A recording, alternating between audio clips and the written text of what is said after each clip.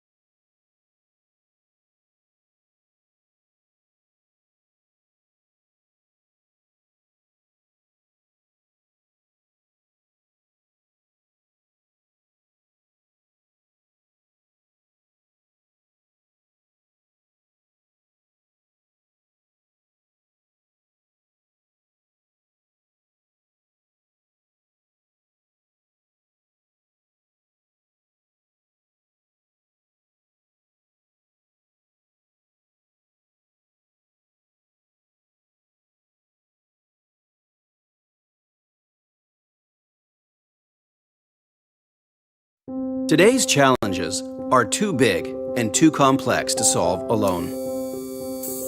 No one person can cure cancer.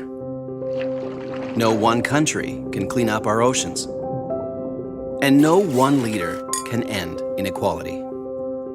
But when we work together, there's no end to what we can accomplish.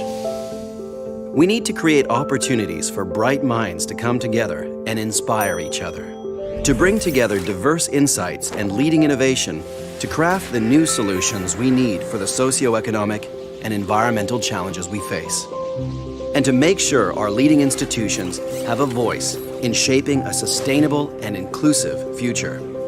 That's the ambition of the Association of Pacific Rim Universities, to be that voice of knowledge and innovation for Asia Pacific and the world. We connect the leading universities of the Pacific Rim and enable them to work together to address our society's biggest concerns. We foster engagement with government, leading to better policy. We cultivate links with enterprise, growing the impact of research. We are agents of change. We challenge assumptions. We bridge cultural divides.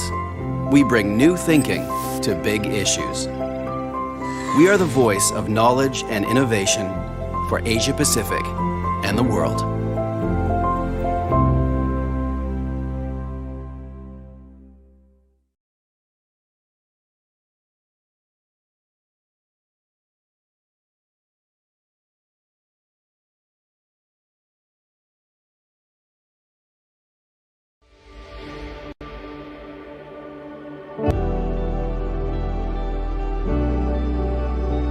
Senaru. Ya, Senaru. Salah satu desa yang ada di Pulau Lombok, sebuah kampung nan eksotik di bawah kaki Gunung Rinjani dengan keberagaman budaya, pemandangan yang menyejukkan mata, masyarakatnya yang begitu ramah, membuatku selalu ingin mengunjungi tempat ini. Pandemi bukanlah hambatan bagi kita untuk bisa berada di tempat ini. Dengan tetap mengikuti protokol kesehatan yang sudah ditetapkan pemerintah, tidak lagi menjadi penghalang untuk terus melakukan aktivitas. Senaru, desa ujung utara Pulau Lombok yang selalu mencari perhatianku.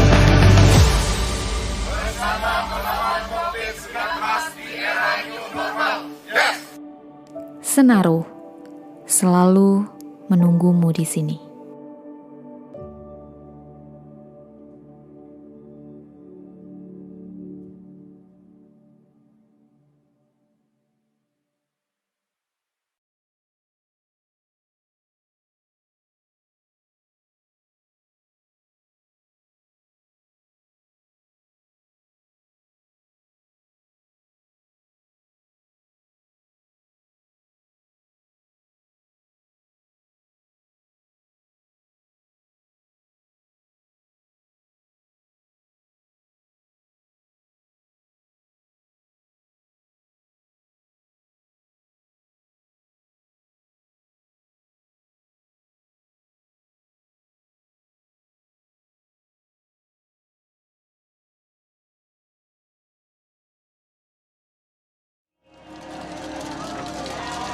Astounding relics from prehistoric times are testament to the wondrous age-old cultures. Here, fascinating indigenous folkways live through the test of time, emphasizing the resilience of local creativity and vigor. Magnificent divine temples adorn the landscape, as if forming an exhibition of pervasive spirituality. Religion has always been the cornerstone of life since ancient times. Indigenous wisdoms are traditionally practiced in pursuance of living in harmony with nature, filling the hearts of both hosts and visitors.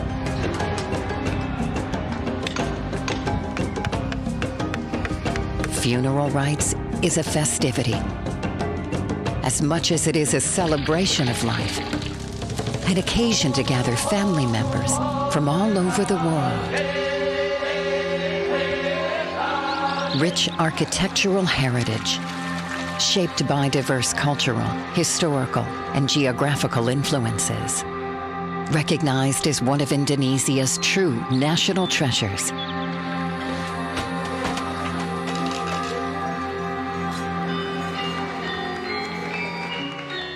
Today's legacy of art and craft continues to enrich the culture, playing a significant role in the daily and ceremonial life of the people, adapting wonderful traditional art form to modern times, resulting in popular tourist attraction.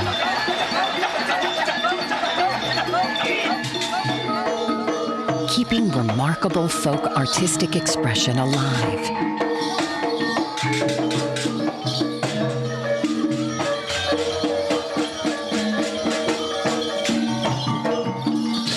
As they are embodiment of the locals' way of life.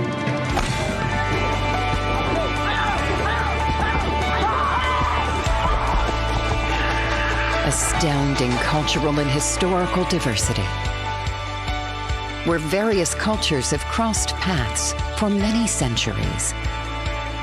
Impressive variety of numerous ethnic groups.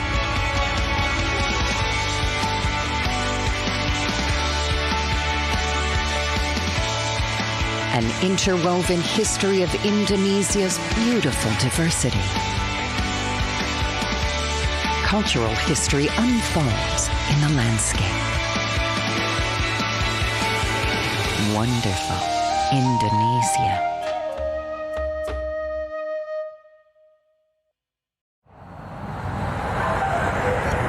I just arrived and now let's go and have a look. It takes months to make ulos. Let's take a picture. Beautiful house. We are gonna go inside now and check it out.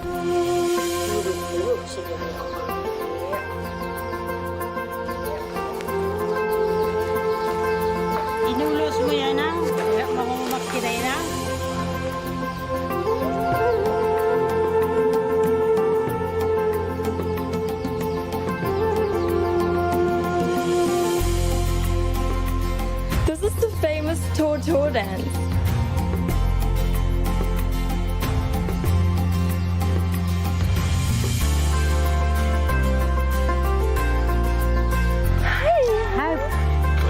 Let's take a picture. I'm so happy to show you all of this.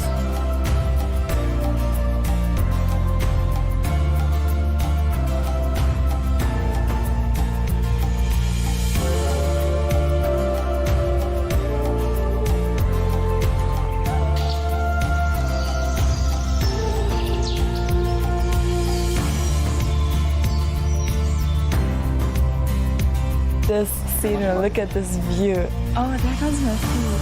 Oh my God. I'm having some traditional food here and look at it, guys. It looks amazing. It smells delicious.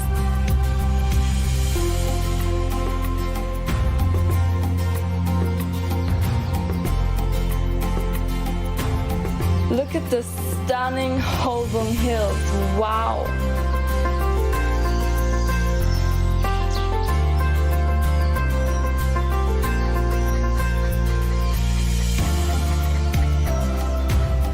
Oh my God, finally. Let's make a selfie.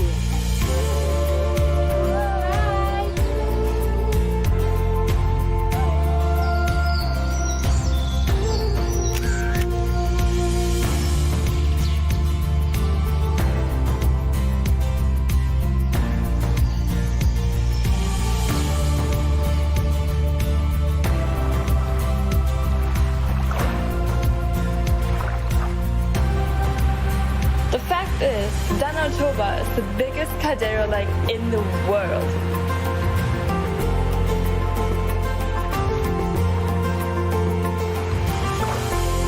So it needs more than just a day to travel here.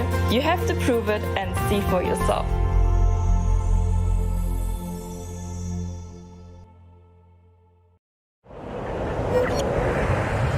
Here I am, Labuan Bajo!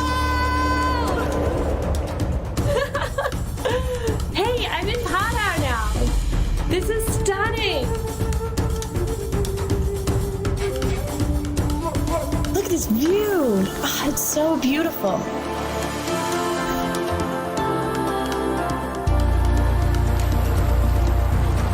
Hey guys, here we are, Komodo National Park.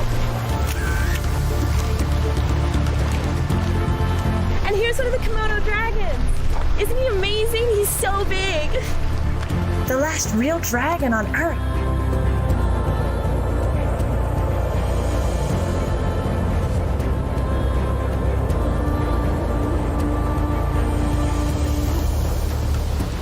Hey everyone, I'm in PVC boat.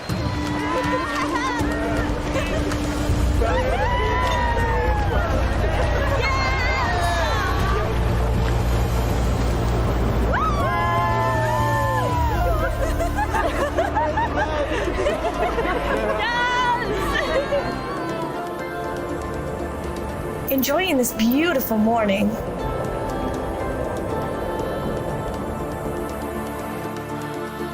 I'm at Ayana Komodo Resort. It's beautiful and it's gorgeous.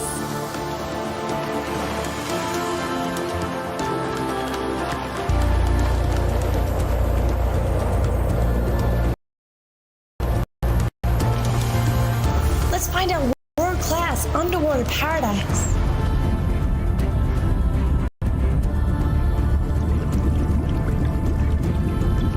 Hey, turtle!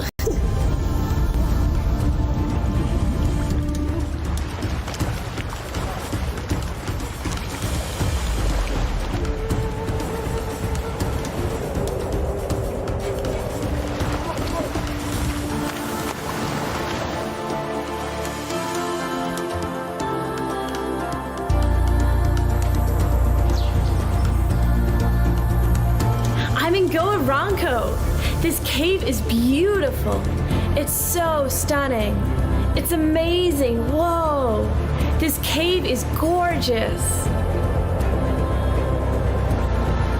Who doesn't want to roll around in this pink cotton candy sand? Such friendly people and beautiful dancers. So it's true, this island is of sunsets. Labuan Bajo, you amazed me.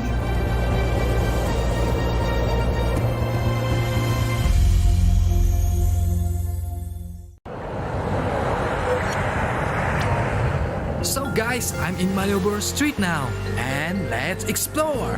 Can you take me around? Wow, everything looks so nice.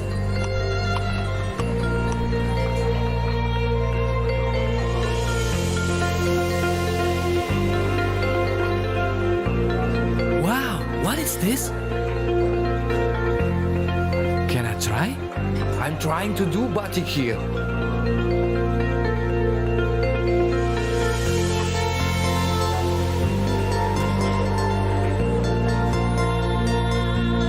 Wow, nice.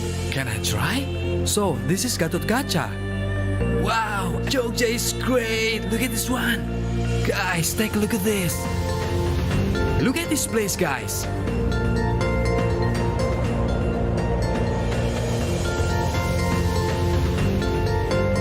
Wow, guys, it's so amazing. Look at this.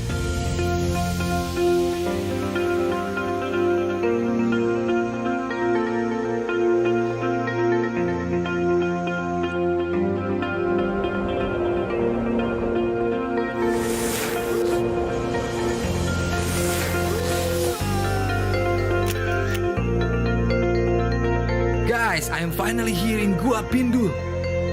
So I'm going to go there.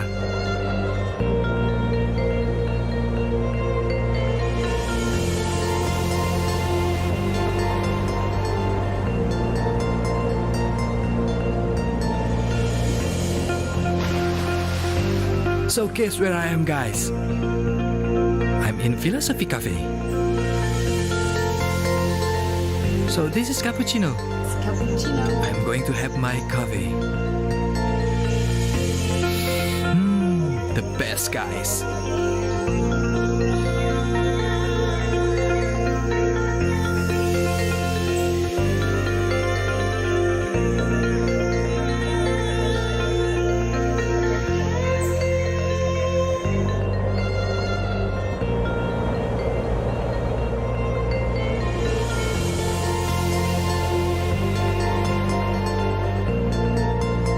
Oh my God! Ratu Boko is so beautiful. Wow! What is this?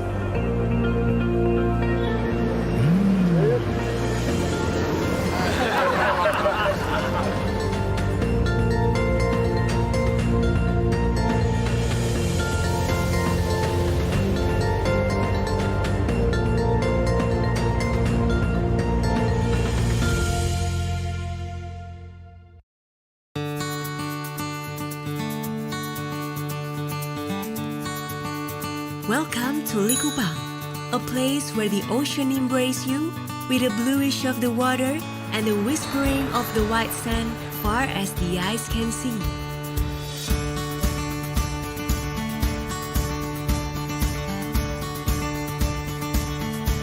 Lying in about 48 kilometers off northeastern of Minahasa, Likupang Beach is full of white sands, surrounded with beautiful green hills, waiting for us to explore it.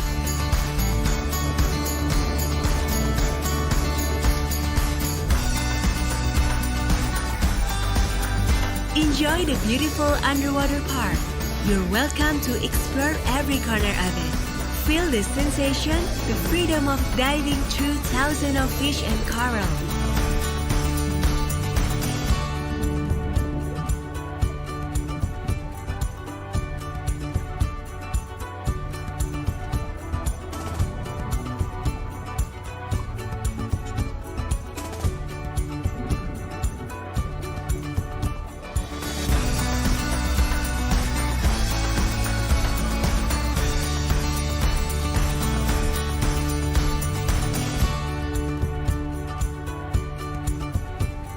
Or just play golf in our luxurious golf course.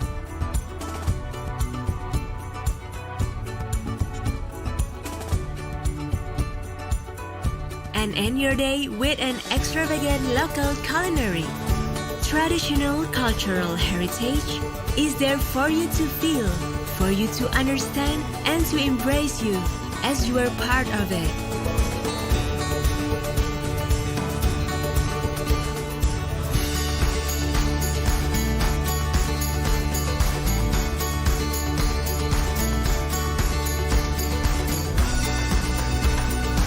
Indulge yourself in the pleasurable 4-star resort. Challenge yourself with many kinds of water sport.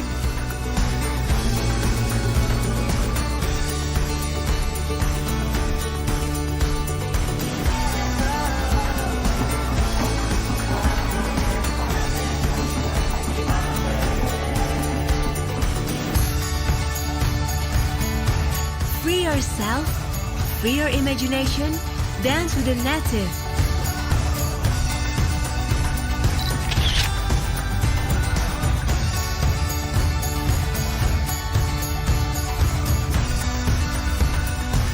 climb a hill, absorb in happiness, imagination indefinitely, here at Likupang.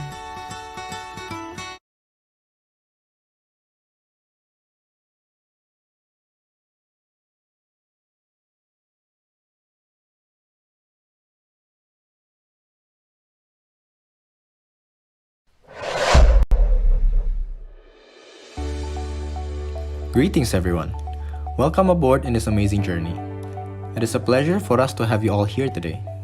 Allow me to take you on an expedition into the life of a medical student of the international class of the best medical faculty in Indonesia, the Faculty of Medicine, Universitas Indonesia. Arriving at the first year of your study, you will meet lots of new friends, those who will turn into family and accompany you throughout your entire journey. You will also go through a variety of subjects that serves as the foundation for the more complex medical subjects coming up ahead. The Faculty of Medicine Universitas Indonesia doesn't just equip you with the knowledge and skills to become a doctor, but also offers a collection of platforms for students to develop themselves holistically, starting from organizational programs, sports activities, and also artistic skills. Coming into the second and third years, students will be given the opportunity to develop their clinical skills. During this time, students will undergo the basic clinical skills class, where they will be taught on how to perform clinical procedures necessary for a medical doctor later on. In the fourth year, students of the international class program will depart for the research year. As a part of their double degree program, students can choose to study in one of our partner universities, which are Newcastle University, University of Melbourne, and Monash University. As students come back home from their respective universities abroad, they will then enter co-assistant life and go through clinical rotations. Here, students will use all the knowledge and competencies that they have gained throughout their preclinical and research years into practice. Students will practice their skills in various hospitals such as Rumah Sakit Cipto Mangunkusumo and Rumah Sakit Universitas Indonesia during the last 2 years of their medical school journey. At last, the students have reached their final destination. After embarking on a long journey, students have now completed all the necessary courses and will then become a medical doctor.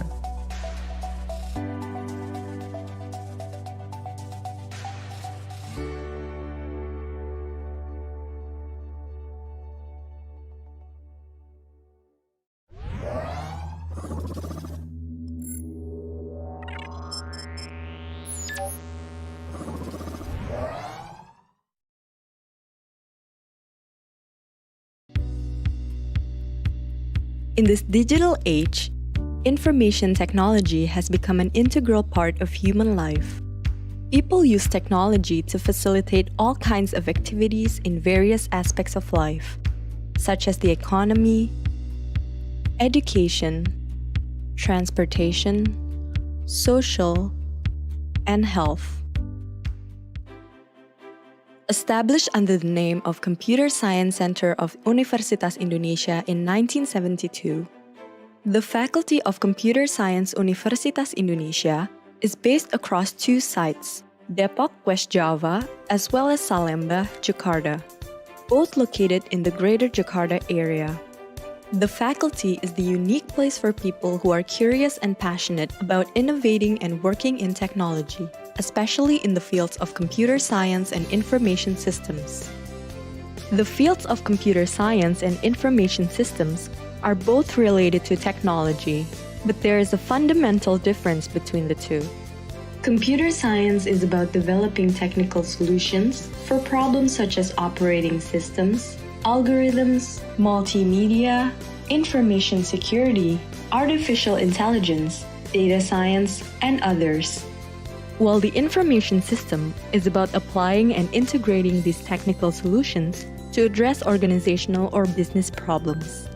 A computer science academic program is designed to include extensive knowledge in computer science, ranging from basic knowledge such as programming and how the computer works, up to advanced knowledge such as software engineering, artificial intelligence, and infrastructure and security.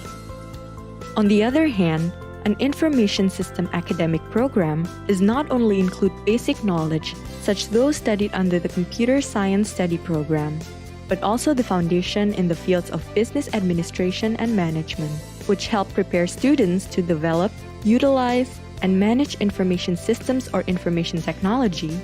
The faculty has 2 academic programs at the undergraduate level, namely a Bachelor of Computer Science and Bachelor of Information Systems. For those who are interested in computer science, the faculty also provides an international undergraduate program in computer science with an opportunity to earn a double degrees in collaboration with partnering universities overseas. At the master level, the faculty offers a Master of Computer Science and a Master of Information Technology programs. For both of these master's programs, the faculty also provides an opportunity for students to complete them through a double degree with an international partner university. At the doctoral level, the faculty offers a Doctorate in Computer Science program, which has produced many leading scientists and researchers in the fields of computer science and information systems. Faculty of Computer Science Universitas Indonesia has a vision as a center of excellence in computer science and information systems that is recognized by the international scientific community, well organized, and contributes significantly to increasing the competitiveness of Indonesia as a nation. To achieve our vision, we commit to implement 3 goals, namely excellent education, professional research and service, as well as the outreach programs. As a nationally accredited institution, Faculty of Computer Science Universitas Indonesia is widely recognized as the leading academic institution in computer science and information systems. At national level, our students have been part of the Universitas Indonesia's team that has become the reigning champion in the largest ICT competition series for Indonesian students, locally known as Gemastik. The Universitas Indonesia's team has won the annual Gemastik 8 times, including 5 times in a row in 2016 to 2020. At the international level, the faculty also routinely gain notable achievements, such as at the 43rd Annual World Finals of the International Collegiate Programming Contest or ICPC, where Universitas Indonesia was ranked 21st in the world, tied with other top universities in the world. The excellence of education and research at the faculty is also recognized by various international ranking institutions. A recent ranking publication by Quacquarelli-Simons World University Ranking by Subject 2021 places Universitas Indonesia at number 251 to 300 in the world in the fields of computer science and information systems. The faculty has a team of excellent teaching staff who graduated from various top universities in the world. Many of our professors or teaching staff are also leading researchers in their respective field. Equipped with strong pedagogical skills and educational background, our professors or teaching staff are ready to produce a new generation of experts in the fields of computer science and information systems.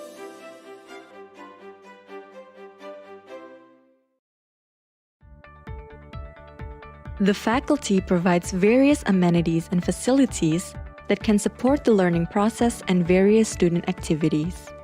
Starting from a comfortable classroom, libraries with huge collections,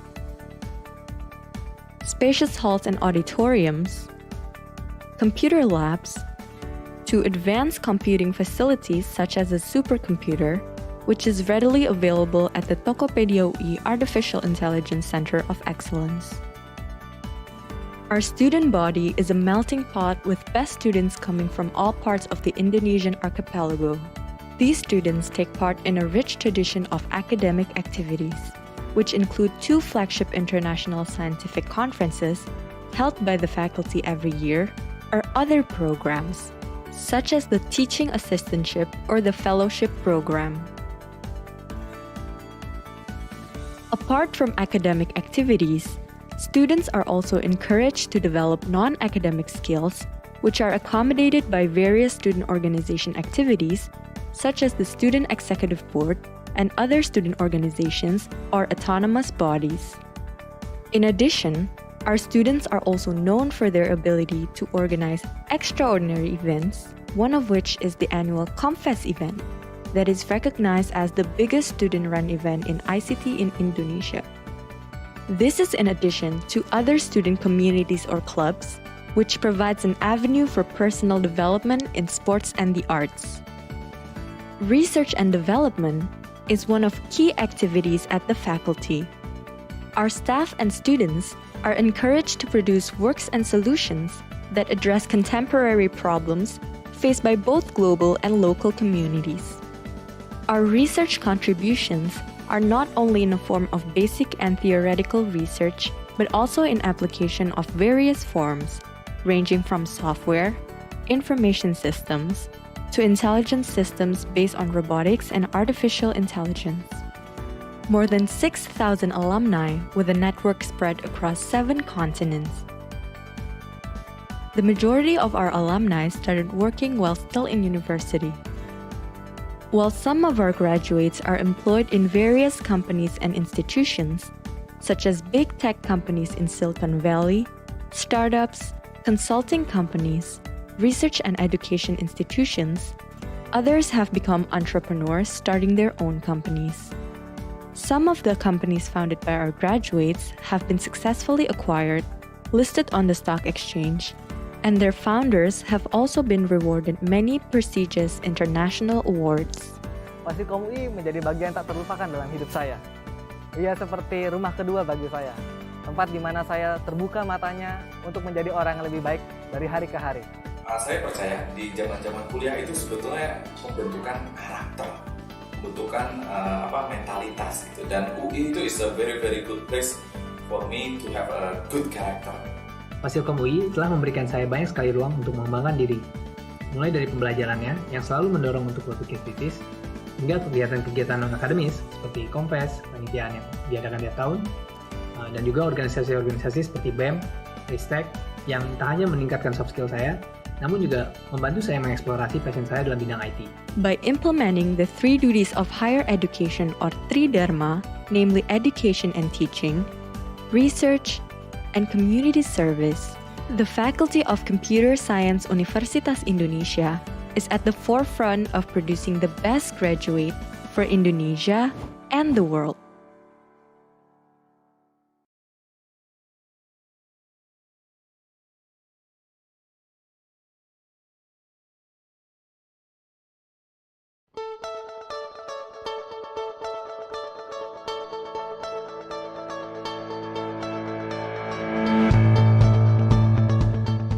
The Faculty of Economics and Business, University of Indonesia, FEBUI, is a modern, dynamic, and welcoming campus, a place to study for the nation's future leaders.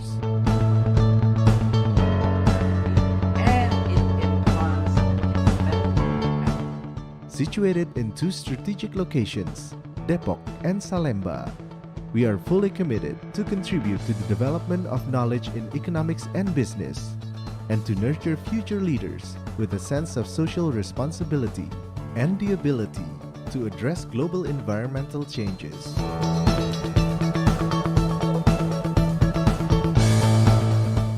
For over 65 years, we have produced the country's best graduates that will potentially play important roles both in the Indonesian government and the private sector.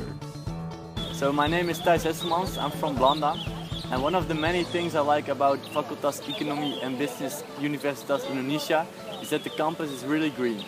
It's wonderful.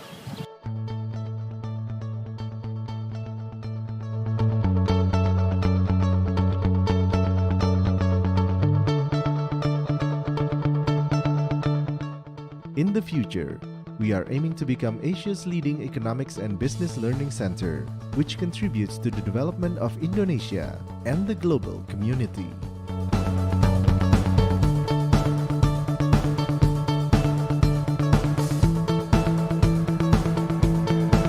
FEBUI has 3 departments: the Department of Economics, the Department of Management, and the Department of Accounting, with specified courses such as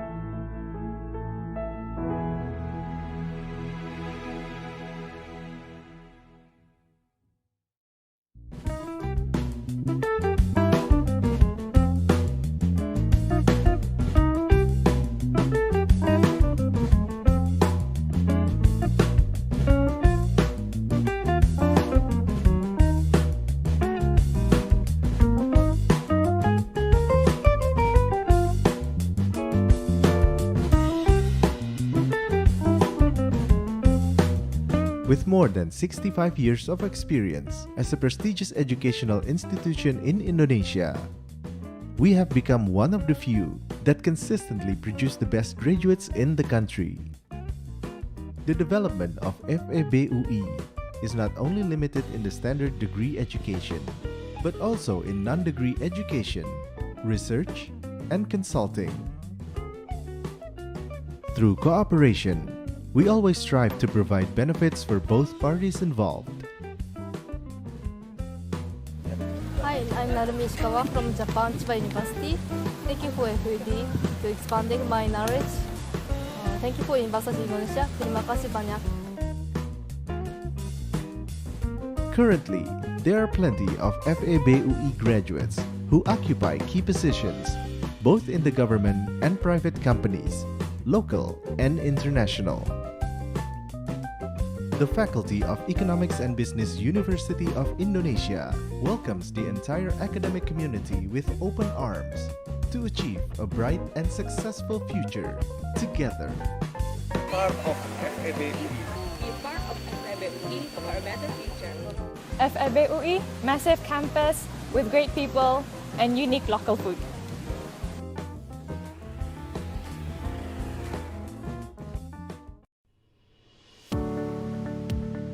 The growth of modern life presents problems that are increasingly complex and global in nature.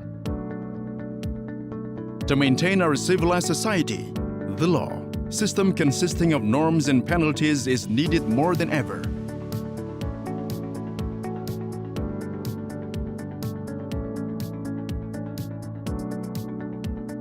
The Faculty of Law, one of 14 faculties at the University of Indonesia, is determined to shape competent law experts to meet the needs and to answer various legal challenges in modern Indonesia.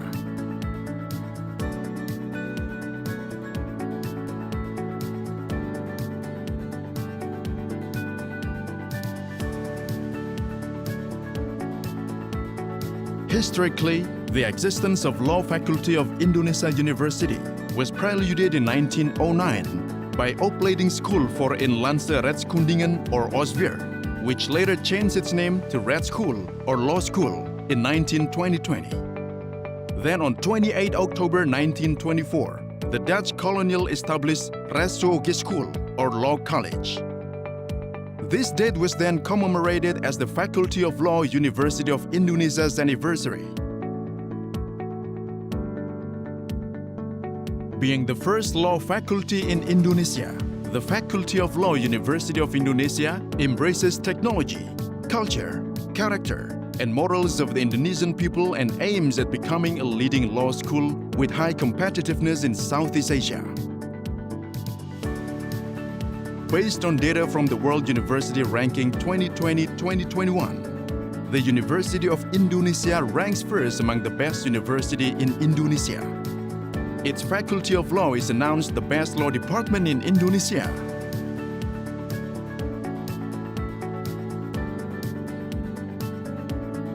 The Law Faculty of Indonesia University offers 4 academic programs: undergraduate, Master of Laws, Notary, and Doctor of Laws program. In collaboration with leading universities abroad, the Faculty of Law University of Indonesia offers a double degree program where graduates will get 2 degrees from 2 universities at the same period.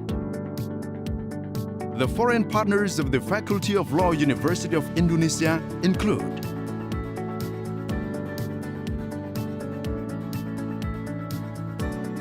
the Faculty of Law University of Indonesia provides adequate facilities and competent teaching staff to meet the international standard of education process and create good learning enthusiasm.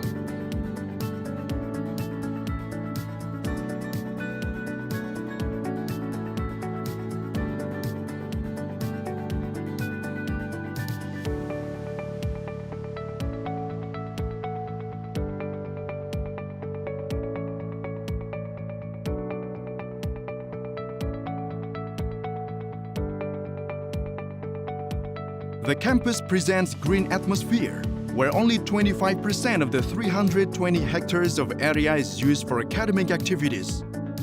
The rest provides students with urban forests, lakes, parks, and beautiful tracks.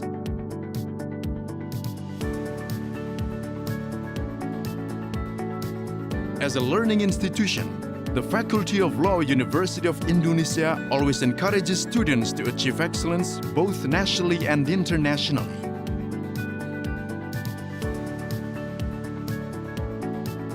The Faculty of Law University of Indonesia has provided this nation with prominent law figures and created alumni who contribute in many fields. Dengan komitmen yang kuat terhadap visi dan misi Fakultas Hukum Universitas Indonesia, kami percaya kami mampu menjalankan peran dalam upaya memajukan peradaban bangsa dengan mencetak insan-insan yang cendekia. More than just a law school, the Faculty of Law University of Indonesia is a tradition, a commitment to build a better Indonesia.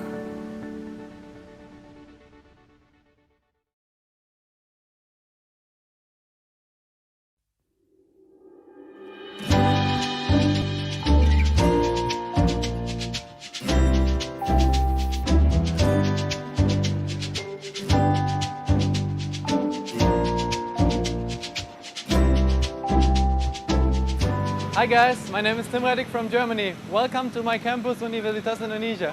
Hi, my name is Hwang Seon-young. I'm from Korea. I'm a student of International Undergraduate Program in Communication, Universitas Indonesia.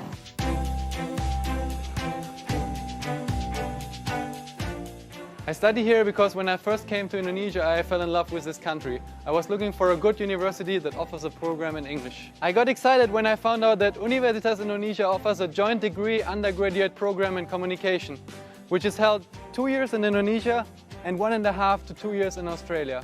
Why I love this idea is because it gives me the chance to live abroad and to see more of the world. This program offers 2 majors, public relations and advertising. If we choose PR, we will continue our study at the University of Queensland. But if advertising is our major, we can go to either Curtin University or Deakin University.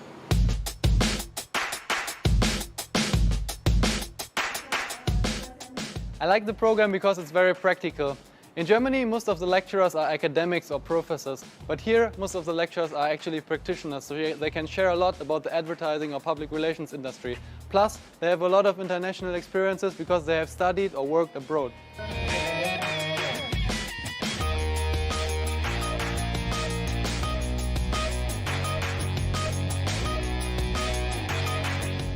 This program gives me a great experience. Usually in Korea, the way of teaching or learning is just one-way communication. But here, the lecturers teach me in 2-way communication. I was really surprised when I had to talk to proceed the class. But I love it. Okay, makasih Mbak. You're welcome. Okay, have a great day, yeah? See you. The classes are small, people take care of you well, it's very interpersonal, so actually people take care of your own problems.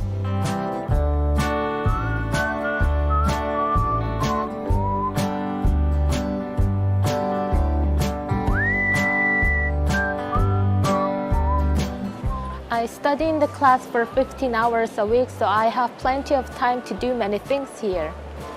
Usually after the class, I go to the library. This is my favorite place in UI. It has good atmosphere for studying, relaxing, or whatever.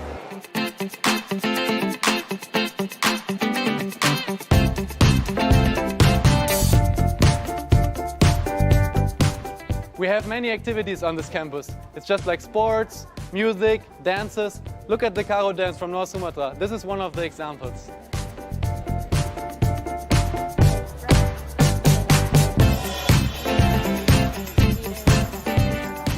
Here, I usually meet my friends from Korea and from other countries. It is easy to make friends with international students because in UI there are many exchange students and full-time international students like me.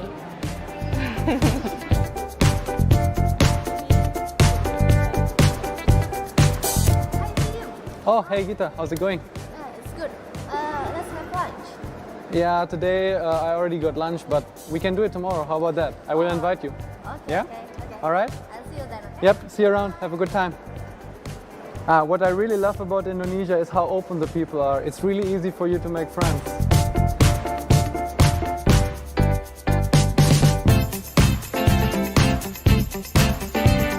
I like my Indonesian friends. They are polite and friendly. If I just study in Korea, I think I'll not have a lot of friends from other countries. It's really worthwhile. Hi guys! Hi! The second floor.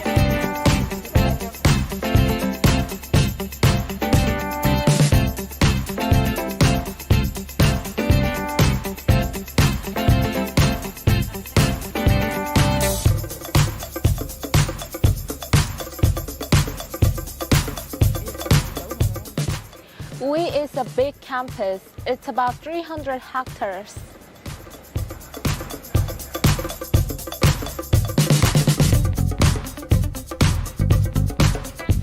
We have the yellow buses and we have the bicycles, but I personally love walking because the campus is green and the distances are quite short. I enjoy riding a bicycle here in my break time. UI is nice campus. Ah, hi Mas. Oh yeah. That's your order? All right, thank you. How are your children? Everything good at home? Yeah? It's fine. All right. Your activity. Yeah, everything good. I'm reading. Yeah. Okay. Thank you, Mas. We talk later, okay? I will eat food. With chili or? It's okay. It's okay. Thank you. Just enjoy your meal. All right. Yeah. Yeah, I love eating in this place, and actually the food is really good. This is my favorite, soto ayam. But what I like even more about this campus is that I can talk with the employees, I can talk with everybody who is sitting here. They are also open. I can have a chit chat with everybody. It's really nice.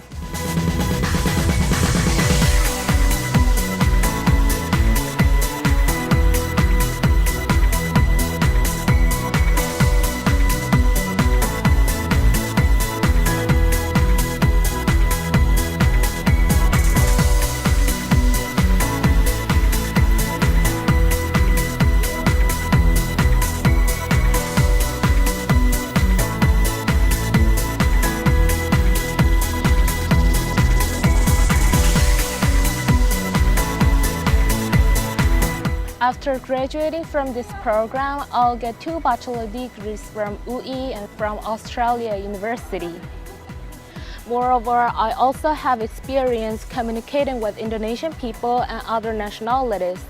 So I think it's worth for my intercultural communication skill. So I believe I'll have better opportunity to get a good job than those who don't get international exposure. I want to have a career in Asia. I want to help local people and foreign people to cooperate and to work together effectively. And to do that, I want to open a global consultancy, and this program helps me to do just that perfectly.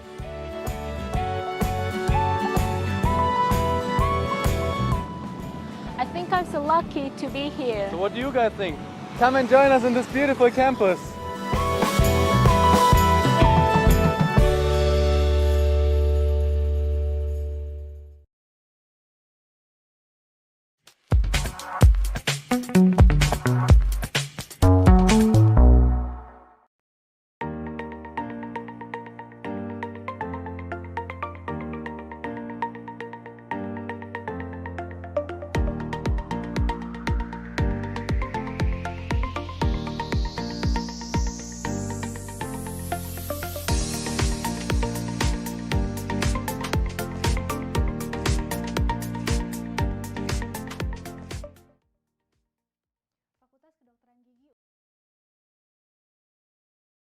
Recording in progress.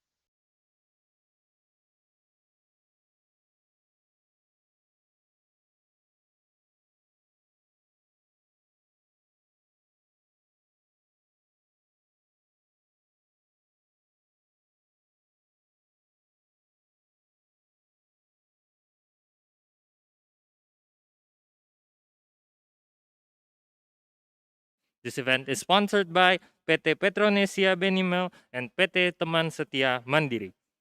Good morning, everyone. My name is Rafi, and I'll be acting as your MC for today's event.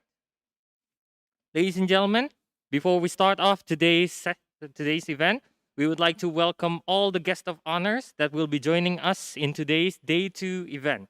We are delighted to have Professor Dr. Fatma Lestari, Director of Disaster Risk Reduction Center, Universitas Indonesia, Professor Carl Kim from University of Hawaii at Manoa, Professor Dwi Korita Karnawati from the Indonesian National Agency of Meteorological, or BMKG, and then Dr. Mizan Bustanul Bisri from Kobe University and U Inspire Indonesia, and Dr. Alexander Hamilton from United Nations Interregional Crime and Justice Research Institute.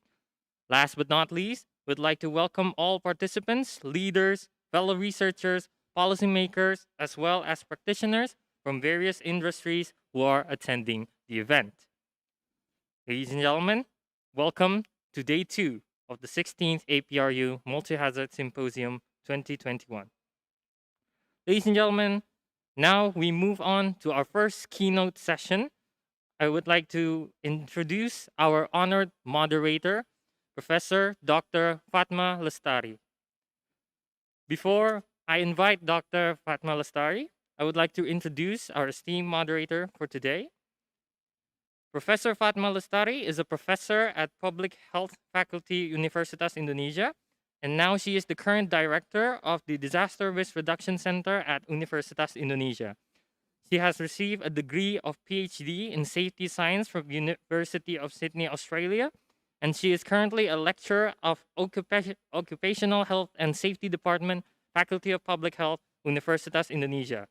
Her research is in the area of NATEC Risk Management Laboratory Biorisk Management, Business Continuity, Disaster Preparedness, Campus Safety and Health, Emergency or Disaster Management, Laboratory Chemical Safety and Security, and OHSMS in university and laboratories. Without further ado, I would like to invite Professor Dr. Fatma Lestari of Universitas Indonesia, who will be the moderator for today's session. Good morning, Professor. We are delighted to have you here. Good morning, Rafi. Thank you very much.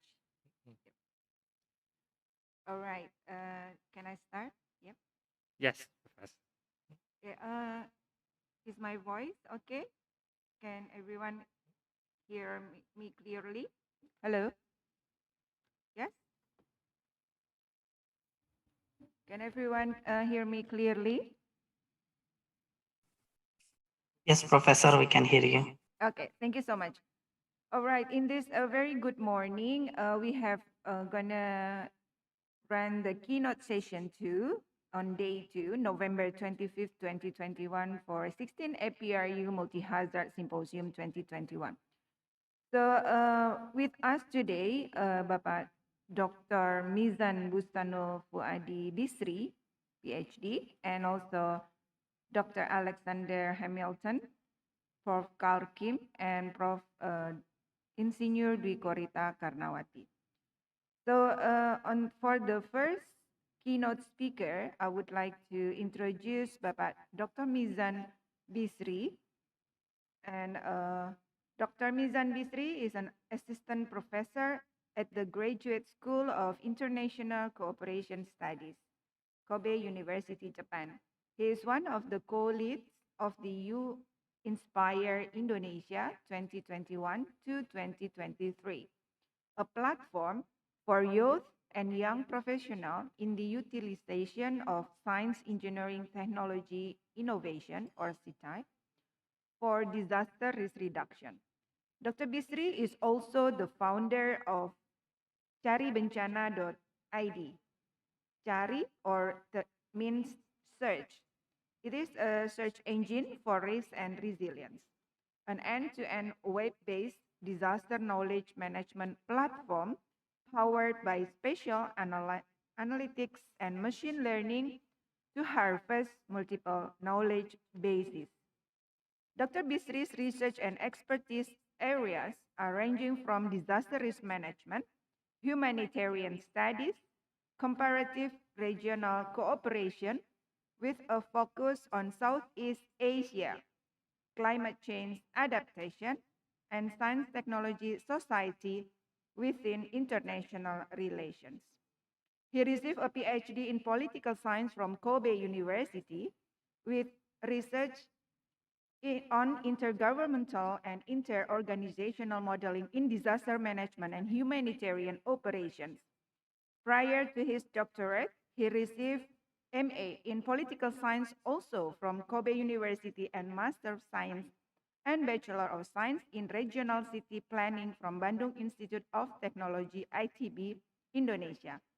With more than 10 years of experience in Asia Pacific, he has worked for the EHA Center, UNU-IAS, the University of Tokyo, Asia Pacific Institute of Research and ITB, and has served as a specialist for the World Bank, ASEAN Secretariat, UN ASCAP, and other development partners. He is also enlisted with the following networks and rosters: ASEAN Emergency Response and Assessment Team, or IRAT, UN Disaster Assessment and Coordination Team, UNDAP, International Humanitarian Studies Association, Integrated Research on Disaster Risk, IRDR Young Scientists, U-Inspire, International Association of Indonesian Scientists, Indonesian Association of Planners, and among others. I would like to request Dr. Mizan Bisri to present his presentation. Okay, the time is yours, Dr. Mizan.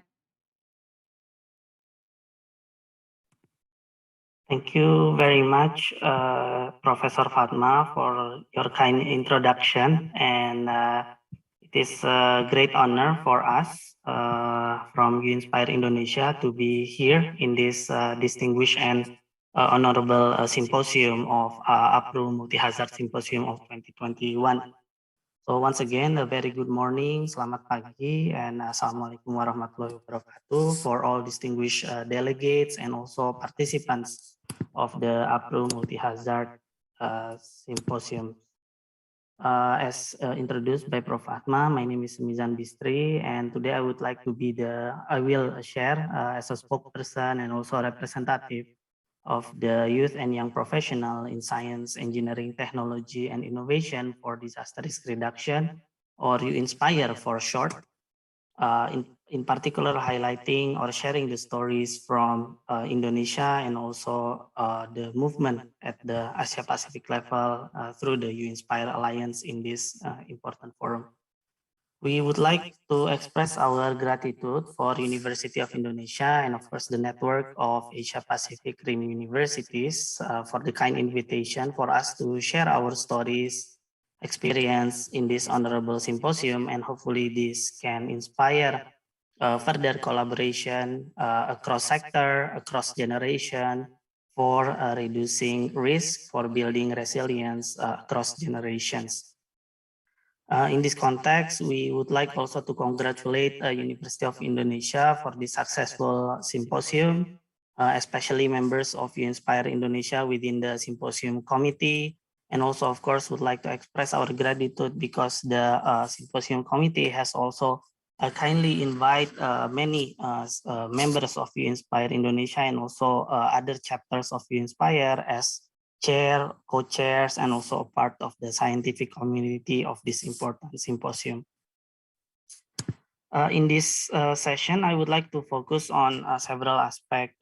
First is what is U-Inspire Indonesia vis-a-vis U-Inspire Alliance as a whole? What are the activities and contribution of U-Inspire Indonesia to resilience building in Indonesia? Its enabling factors to grow, potential Achilles heel, and also way forward for collaboration for resilience building. The chunk of our presentation will complement some part that has been delivered yesterday by Sir Ardito in his plenary session, and also by Dr. Rahma and colleagues in the presentation of U-Inspire Alliance as a whole in one of the session, and hopefully later on distinguished delegates can have a closer look, closer reading to the materials that have been shared by Sir Ardito and also Dr. Rahma. So this is combining several stories and experience about U-Inspire Indonesia vis-a-vis the movement of U-Inspire as a whole. In short, U-Inspire Indonesia is a network of Indonesian youth and also young professionals working, having products, knowledge, and skills in science, engineering, and technology for disaster resilience in Indonesia. Basically, it's based on the citizenship membership. So in the context of U-Inspire Indonesia, of course, the members are Indonesian, both residing in Indonesia and abroad. We have a clear statement, which is to foster Indonesian youth and young professionals as the generator of innovation in science, engineering, and technology for disaster resilience at national and global level. The U-Inspire Indonesia was launched, inaugurated on November 2018 in the Asia Pacific Regional Workshop for Youth on Science and Engineering for Disaster Risk Reduction. And it started, the genesis, of course, can be found from sometimes in March 2018. So it took about 6 months to consolidate and consolidate the power and forces of youth and young professional in Indonesia. But really the seeds have been there from the past processes, including in the past there are activities by LIPI, currently BRIN, and also past UNESCO's investment to movements such as Looking Beyond Disaster, Youth Beyond Disaster, and other grassroots youth activism in disaster risk reduction. But in the short amount of time, less than 1 year, the brand, the name, the idea of U-Inspire Indonesia collect these key drivers, key actors, youth drivers to consolidate in this powerful network called the U-Inspire Indonesia. Through this vision, the U-Inspire Indonesia commits to 6 missions. First is to connect youth and young professionals in all provinces of Indonesia and to connect them with the global community. Really, this is to put an external point of view and also to highlight, to promote contribution of Indonesian youth, not only at the local level, but to national and also global stage. It has mission to create space for youth and young professionals to empower their role in DRR. I would like to share a little bit of a personal story why this mission becomes very important. I personally engage in the process of drafting the Article 36 2.A on the SFDRR, which really highlight the importance of children and youth on DRR. What we would like to share is that during the World Conference on DRR in Sendai, March 2015, the number of Indonesian youth actually in Sendai was recorded to be the second largest contingent after, of course, Japanese youth. But at that time, there is no space that bind us all. There is no network that bind us all. And U-Inspire was born to give this collective house room for all of us. And of course, the invitation is here for all fellows youth and young professionals that would like to contribute for risk reduction and resilience building of our country, and also provide contribution to the region, ASEAN and Asia Pacific, and ultimately the world. This also would like to bring the mission of U-Inspire Indonesia is to bring the voice of youth and young professional to various policy making, programming, activities on risk reduction. This network also bridge the gap. The mission is to bridge the gap from academia, government, and community. And accordingly, within the network itself, there are colleagues from government agencies, from BRIN, from BMKG, from BNPB, and others, but also at the same time, fellows from academia, those who have their own private companies, such as those who are engaging in the provision of drone mapping and so on. It's there, it's here in the network, and we are together in the UInspire Indonesia. The UInspire Indonesia also promote multidisciplinary and transdisciplinary collaboration and it brings information from global to national and local, generate inspiration for replication of high-tech and also low-tech for risk reduction in Indonesia, and vice versa, to highlight the experience of Indonesian youth in risk reduction that hopefully can trigger a similar action by other youth and young professionals in other countries. To measure our movement out of these 6 missions, the movement as a whole has smart objectives, including to make sure that there is a connectivity, providing the space for youth and young professionals in 34 provinces, and also became focal point for innovations in science, engineering, technology for DRR, and also to make sure that UInspire Indonesia becomes a part of national and global think tanks, which this is as a whole is part of our commitment that we also reported in the Sendai voluntary commitment for DRR that hopefully can contribute to the targets and priorities of SFDRR all the way to 2030, and even as I think Sir Ardito or Dr. Rahma mentioned yesterday, even UInspire Indonesia, UInspire Alliance as a whole is also in the driving seat for thinking ahead towards the future through the future literacy movement, etc. Within a short amount of time, at this point of time, UInspire Indonesia has become a home to 393 registered members as of November 2021 across 24 provinces out of the 34 provinces in Indonesia and abroad. So really the invitation is also, of course, here, and the membership of UInspire Indonesia is both on the individual basis and also on an organization basis. So as you can see, there are some provinces where we are well aware that there is no UInspire members present at this point of time. And hopefully we can reach more colleagues at the grassroots level in the following provinces.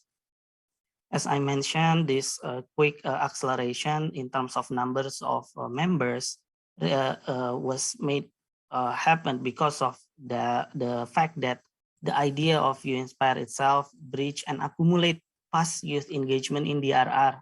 So the seed is already there even after, including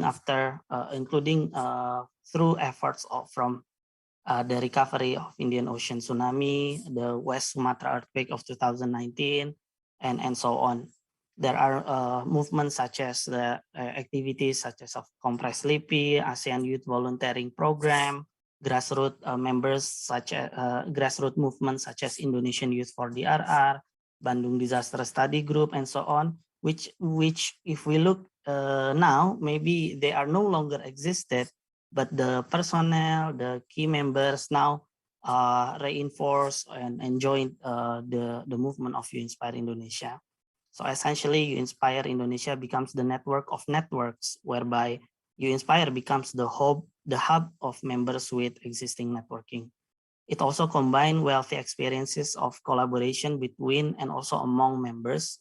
And we would like to highlight, it's not just the youth, not putting youth as the poster boy or poster girl of a certain agenda, but through UInspire Indonesia, through UInspire movement, it channels the genuine youth and young professionals' concrete portfolio and products in science and engineering, including, of course, social science for risk reduction. So I think this is what makes us different than other youth networks or youth movement on DRR. And there is a balance between national and international engagement. And also there is a shared leadership, which I would like to highlight later on in the final point of my talk.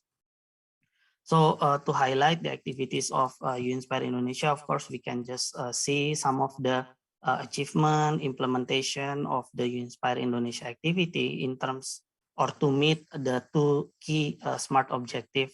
This is some of the example of the activities to ensure that UInspire Indonesia becomes the focal point to channel the energy of youth and young professionals for disaster risk reduction, some regular activities, including the RR hackathon, and I will come back here to stress some points with regards to our movement and collaboration. Support in terms of drone mapping, and then dispatch of UAV, and also mapping for disaster preparedness and also response. Specific working group channeling science and engineering for this, including mapping support to support the national development, national disaster management organizations, or BNPB in Indonesia. In other aspect, of course, we increase capacity building of our members for science communications, producing knowledge management products to debunk hoax, and so on, to provide channel to share experience, not only Indonesia but also beyond, and also regular publication. Relative to other activities, in particular, we would like to highlight our efforts to also supporting the movement of Tsunami Ready and Safe Decade Ocean, because I think ocean is one of the locus where we can see the challenge from various hazards. There is a tailored programs and also activities concentrated by UNSPIRE Indonesia with other partners on this aspect, including implementation of Tsunami Ready at local level, developing tsunami evacuation guidelines as part of the COVID-19 support at the time, development of Tsunami Ready board game, supporting UNESCO in terms of Indian Ocean Youth Video Competition, Tsunami Ready animation, and so on. And ultimately, it's also support the endeavor of UNSPIRE to become national and also global think tanks, such as supporting the BNPB to increase this movement on disaster literacy, setting up the portal, creating the system manual, housing, and also organizing the international seminar that we just organized last month, supporting other partners in terms of social science support to COVID response.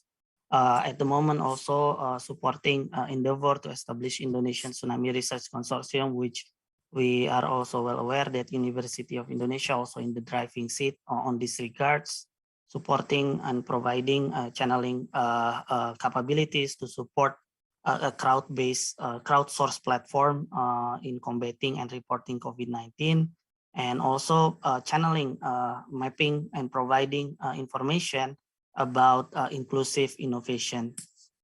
And this is just to highlight some of the key endeavor of UNSPIRE to become one of the think tanks to support risk reduction in Indonesia and beyond. And of course the journey and also of course there is, when we look back in November 2018, of course there is a risk at the time that the region the regional forum only becomes an event when there is a declaration without follow-up, as also happened in the past youth movement and youth activities. But as with the UNSPIRE Indonesia and also the uptake of this idea, the brand and movement, I think it's safe to say that at least after November 2018 until now, the idea is still there and present. And we can see that even though there is, of course, there are some room for improvement to increase member inside Indonesia, the idea itself have been taken by other countries, other youth and young professionals in 12 other Asia Pacific countries, that this is possible. It is possible to have a space, not just to youth as a poster boy or poster girl, but youth and young professionals with concrete products to contribute to genuine risk reduction in their country, in their localities, and also to support advocacy and policy creation in their countries. So this is where the ideas get diffused to from one country to another. And of course, as the network grows, it's not only for SFDRR, but then we learn, we also understand, and we grow the portfolio of activities to also support the broader context of SDGs and also in the next decade in terms of the safe ocean. And it's safe to say that this idea, lessons learned, a good experience, bad experience, ultimately can be uptake by other networks of youth and young professionals. And of course, now there is also a preparation for the Fiji youth and young professionals. And I think really this is exhibit that there is a model that can be followed and can be replicated and adjusted. There is a toolkit for creating a youth and young professionals network through SETI for disaster risk reduction. And I think it was also shared yesterday. In the hindsight, when we reflect upon, of course, this is a journey that is still ongoing. This is work in progress, but it is safe to say that the enabling factors of the growth of the Inspire Indonesia and beyond, it may be because of awareness and necessity. In various forums, various actors already mentioned about the needs to bridge intergenerational gaps and silos among the RR actors. But no one really take this opportunity if we talk about it 5 or 6 years ago. So this is where the brand of Inspire becomes tangible, and also at the end of the day can be replicated. It also shows I would rather say this is the answer to the limit of the DRR youth forums that it was apparent maybe after Aceh tsunami and during the regime of Hyogo framework for the RR implementation. There are so many youth forums, Youth Beyond Disaster, Looking Beyond Disaster, Model of United Nations, and so on. But there is a limit to that if there is no concrete products from the youth and the young professionals themselves to make a dent in the risk reduction in their countries or in their community. So it is born out of necessity. And also it is born to, to have this sincere work to bridge various networks. Often in the past, the RR youth forums really contingent, really dependent on the donors, on the convener of the activities, but that's not what happened with the U Inspire. So there is a certain level of maturity and independence there. Another enabling factor is the network of youth and young professionals through Inspires provide or being led through a collective and shared leadership who are making dent. So even from the previous term from our inauguration management, there is always this message about shared leadership. So it's not, we don't have a lead, we have a co-leads. So that is a significant message to show that this is not an individual works, but this is a collective works from both from the leadership element and also the followers or the members. Another factors is the organic process in producing a right mix of maturity, professional expertise, while maintaining youth activism. There is also an entrepreneurial mindset with SETI capabilities. So again, this is a different with the other youth movement. And there is also awareness and presence of favorable DRR ecosystem, support from key senior scientists, major global DRR players to give their trust and confidence with the You Inspire movement. Upon reflection, of course, let's take a moment to reflect and celebrate the fact that the inaugural college, the coordinator, the lead of You Inspire, the first You Inspire Indonesia, also get awarded and recognized as a rising star through the Women's International Network for DRR by UNDRR. And let's reflect what Dr. Rahma said when she said that, of course, disaster is an intergenerational problem, so that any science, any knowledge, innovation should be shared with the future generations, and youth and young professionals is the one who can becomes the bridge and also the agent of change, and also the transformers, the ideas and innovation diffuser for linking research communities with the government, with the communities. Let's take a moment to reflect and celebrate this. And of course, let's reflect what does it mean for Indonesia and also for the youth in general with the recognition of Dr. Rahma through the WIN, the RR Leadership Awards. It's to show that there is a space and there is a meaningful space, not to just be there, but also to share and to push our concrete technology and innovation products for risk reduction. I will go quickly to show 4 challenges for YPPs in Tech for Growth by highlighting 4 activities and programs of Inspire Indonesia in this year. One is, of course, our engagement with BMKG's Weather Impact Investigation in Indonesia. Inaris Hackathon, this is where there is a process to collect various idea innovation from youth, challenge them with real problem, giving them real problem and also real challenges to come up with app with technological solution that hopefully can be integrated to Inaris platform, Indian Ocean Youth Video Competition, and also Inspire and YEU activities idea exit to collect innovation on DRR for supporting inclusive DRR and also for person with disabilities. But of course, what are the similarities of these 4 programs or activities? Each has component of capacity building. Each has component of a festival of ideas, contestation, but combinations of all of them. But when we talk about whether the product really have the opportunity to enter or to penetrate the market for practical use in DRR, that is still a question mark. And I think this is the genuine challenge for even with the presence of You Inspire Indonesia or a similar movement. We, upon this reflection is, of course, there are out there, but the issue is whether or not it making dent or changes in the day-to-day risk reduction policy and program at the national level and local level. That is the actual question.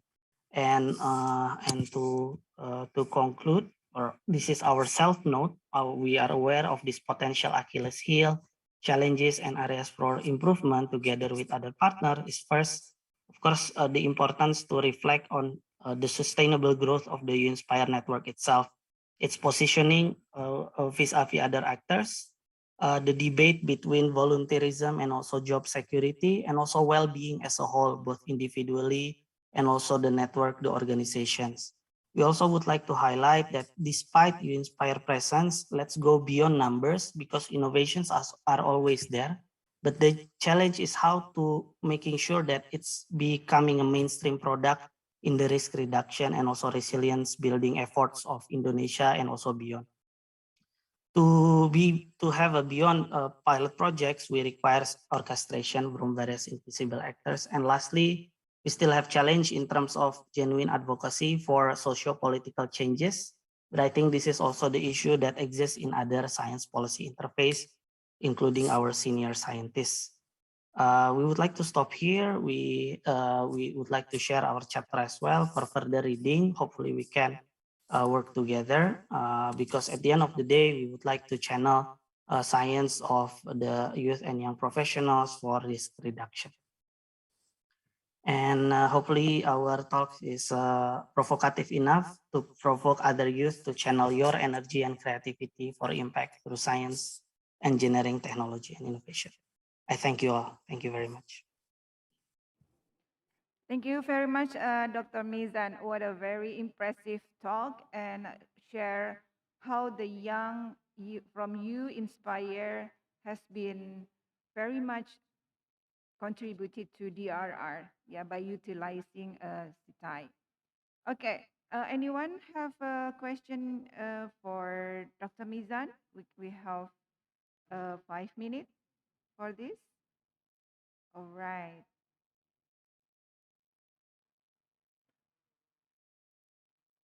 Yeah, okay. From the chat box, I already checked. Maybe I can have a question for you, Dr. Mizan. Yep. What's actually your and You Inspire Indonesia, the strategy? What is basically the strategy so the You Inspire can have a very, very deep involvement in various sectors? So how do you endorse, how do you encourage the youth to contribute it? Do you have any specific strategy or specific recipe? I think one of the with regards to your question, thank you, Professor Fatma. I think one of the recipe, and I would rather also say it as one of the enabling factor, is the fact that I think there are two, Professor. One is the diversity. So within the members of Inspire Indonesia itself, we have they are coming from various backgrounds.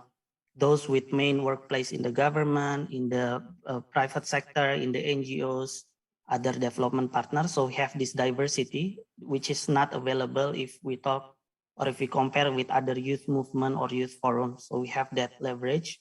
And another element is most of the members, or I would say almost half of the members, also have their own genuine product. So they have the capabilities already. Often the past youth activities in DRR, Professor, often it focus on the capacity building of the youth itself. But in the You Inspire movement, the youth already grow up and become a young professional with their own their own knowledge, their own scientific products, technological and innovation. So we have a capabilities as well, genuine, a real solution for the problem. So I think these two combination is I think most important recipe for You Inspire Indonesia to grow, and also the other You Inspire chapters. All right, thank you very much, Dr. Mizan. A very well presentation. And there is one question for you: how to invite youth in the workforce who have the ability but do not have the opportunity and have to work in the industry. So do you have any opinion for this, Dr. Mizan? Please. Thank you very much, Pak Yulian, for your question. I think how to invite the youth in the workforce is, I think, one of the solution or the answer is through You Inspire. This will be one of the channels, the networks that really concentrate on providing the doors, providing the room and opportunities for exactly like your question, those youth with skills and capabilities to contribute to the quote-unquote risk reduction industry of Indonesia. So it's through You Inspire, and from You Inspire, of course, there is possibilities to connect with other actors, drivers in the risk reduction.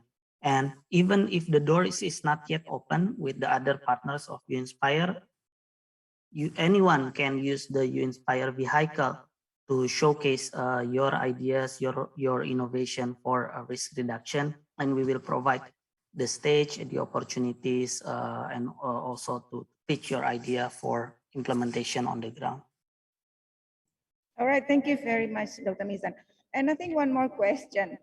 Can the students, particularly for the university, join the You Inspire?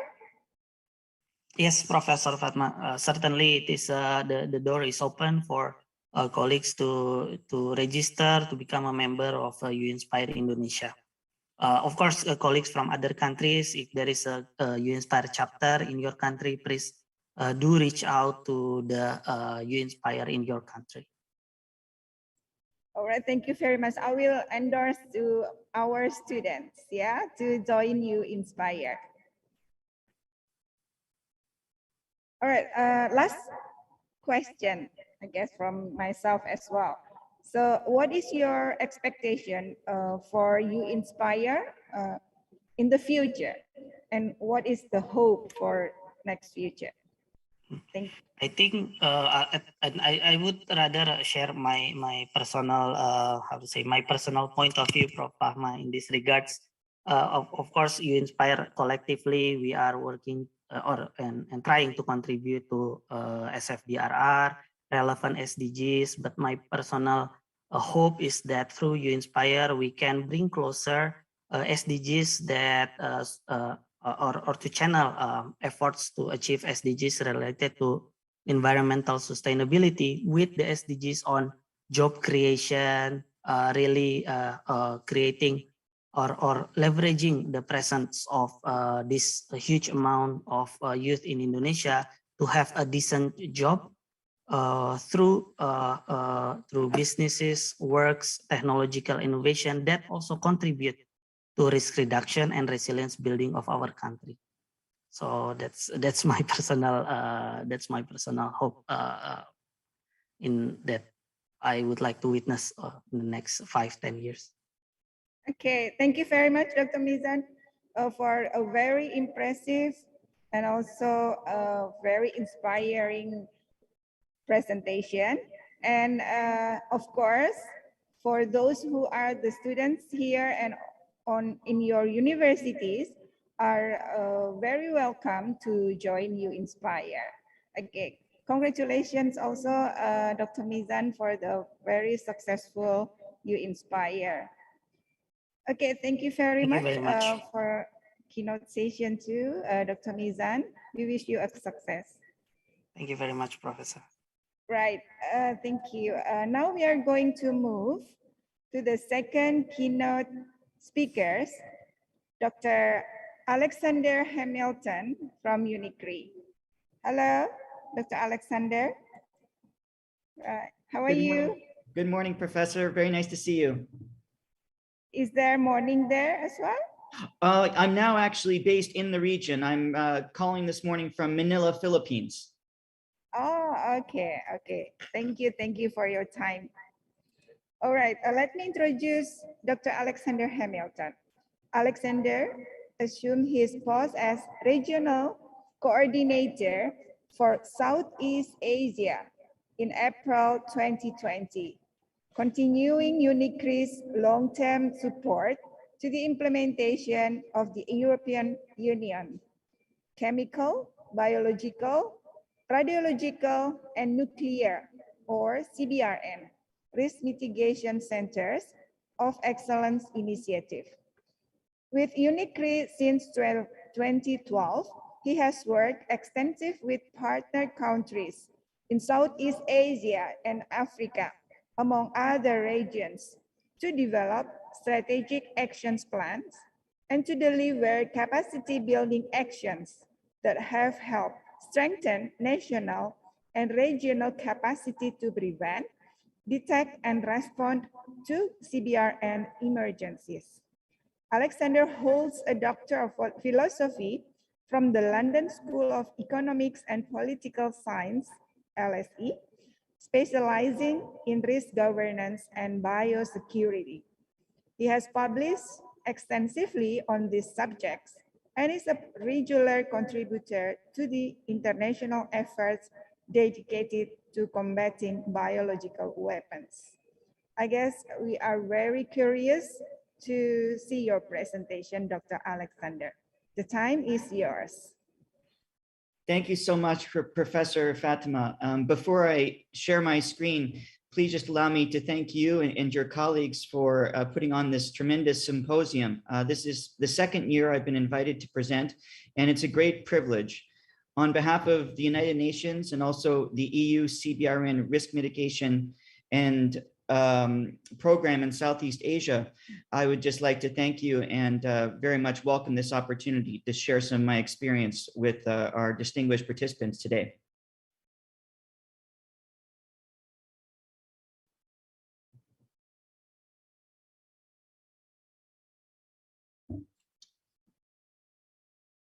There we are. So my name is Alex, and I've been with the United Nations Interregional Crime and Justice Research Institute for many years. And UNICRI, as Professor Fatma mentioned, co-implements the EU CBRN Risk Mitigation Centers of Excellence initiative. And this initiative has now been around for 10 years, and it exists across 8 regions of the world. And my role is as the regional coordinator for Southeast Asia. So there are 10 partner countries that participate in the initiative in this region, and these are the ASEAN countries, including Indonesia. In this presentation, there are 3 aspects I would like to cover. And first, I would like to introduce you to a special category of disaster risk known as chemical, biological, radiological, and nuclear, or CBRN risks. I would also like to summarize or characterize what makes these risks special and why partnerships between countries, between agencies, and between international organizations are essential to mitigate these risks. And lastly, I'll present how the EU CBRN COE is actively building partnerships to address these very risks. So for those of you who may be unfamiliar with chemical, biological, radiological, and nuclear risks, and I know it's a mouthful, which we refer to usually as CBRN, sometimes in the case of crime and terrorism and warfare, they're described as weapons of mass destruction, or WMD. But for those of you who may be unfamiliar with them, please allow me to briefly characterize what these materials are. So each of these materials pose very severe risks to human health, animal health, and the environment. In the case of chemical materials, these will include very familiar substances like petrochemicals, which are present at refineries and are transported by road, rail, and sea. They also include toxic industrial chemicals such as arsenic, lead, and mercury. And they include perhaps less familiar chemical materials known as chemical agents. And these include nerve agents, blister agents, and choking agents. And these have historically been used in chemical warfare programs. In the case of biological materials, which is my area of specialization, these include very familiar substances, pathogens, so bacteria, viruses, and also biological toxins like ricin. And pathogens are a familiar part of our daily life. They exist in nature. They also exist in research and laboratory settings and in commercial culture collections. There are then radioactive materials, and radioactive materials release ionizing radiation that can damage human cells and our genetic material.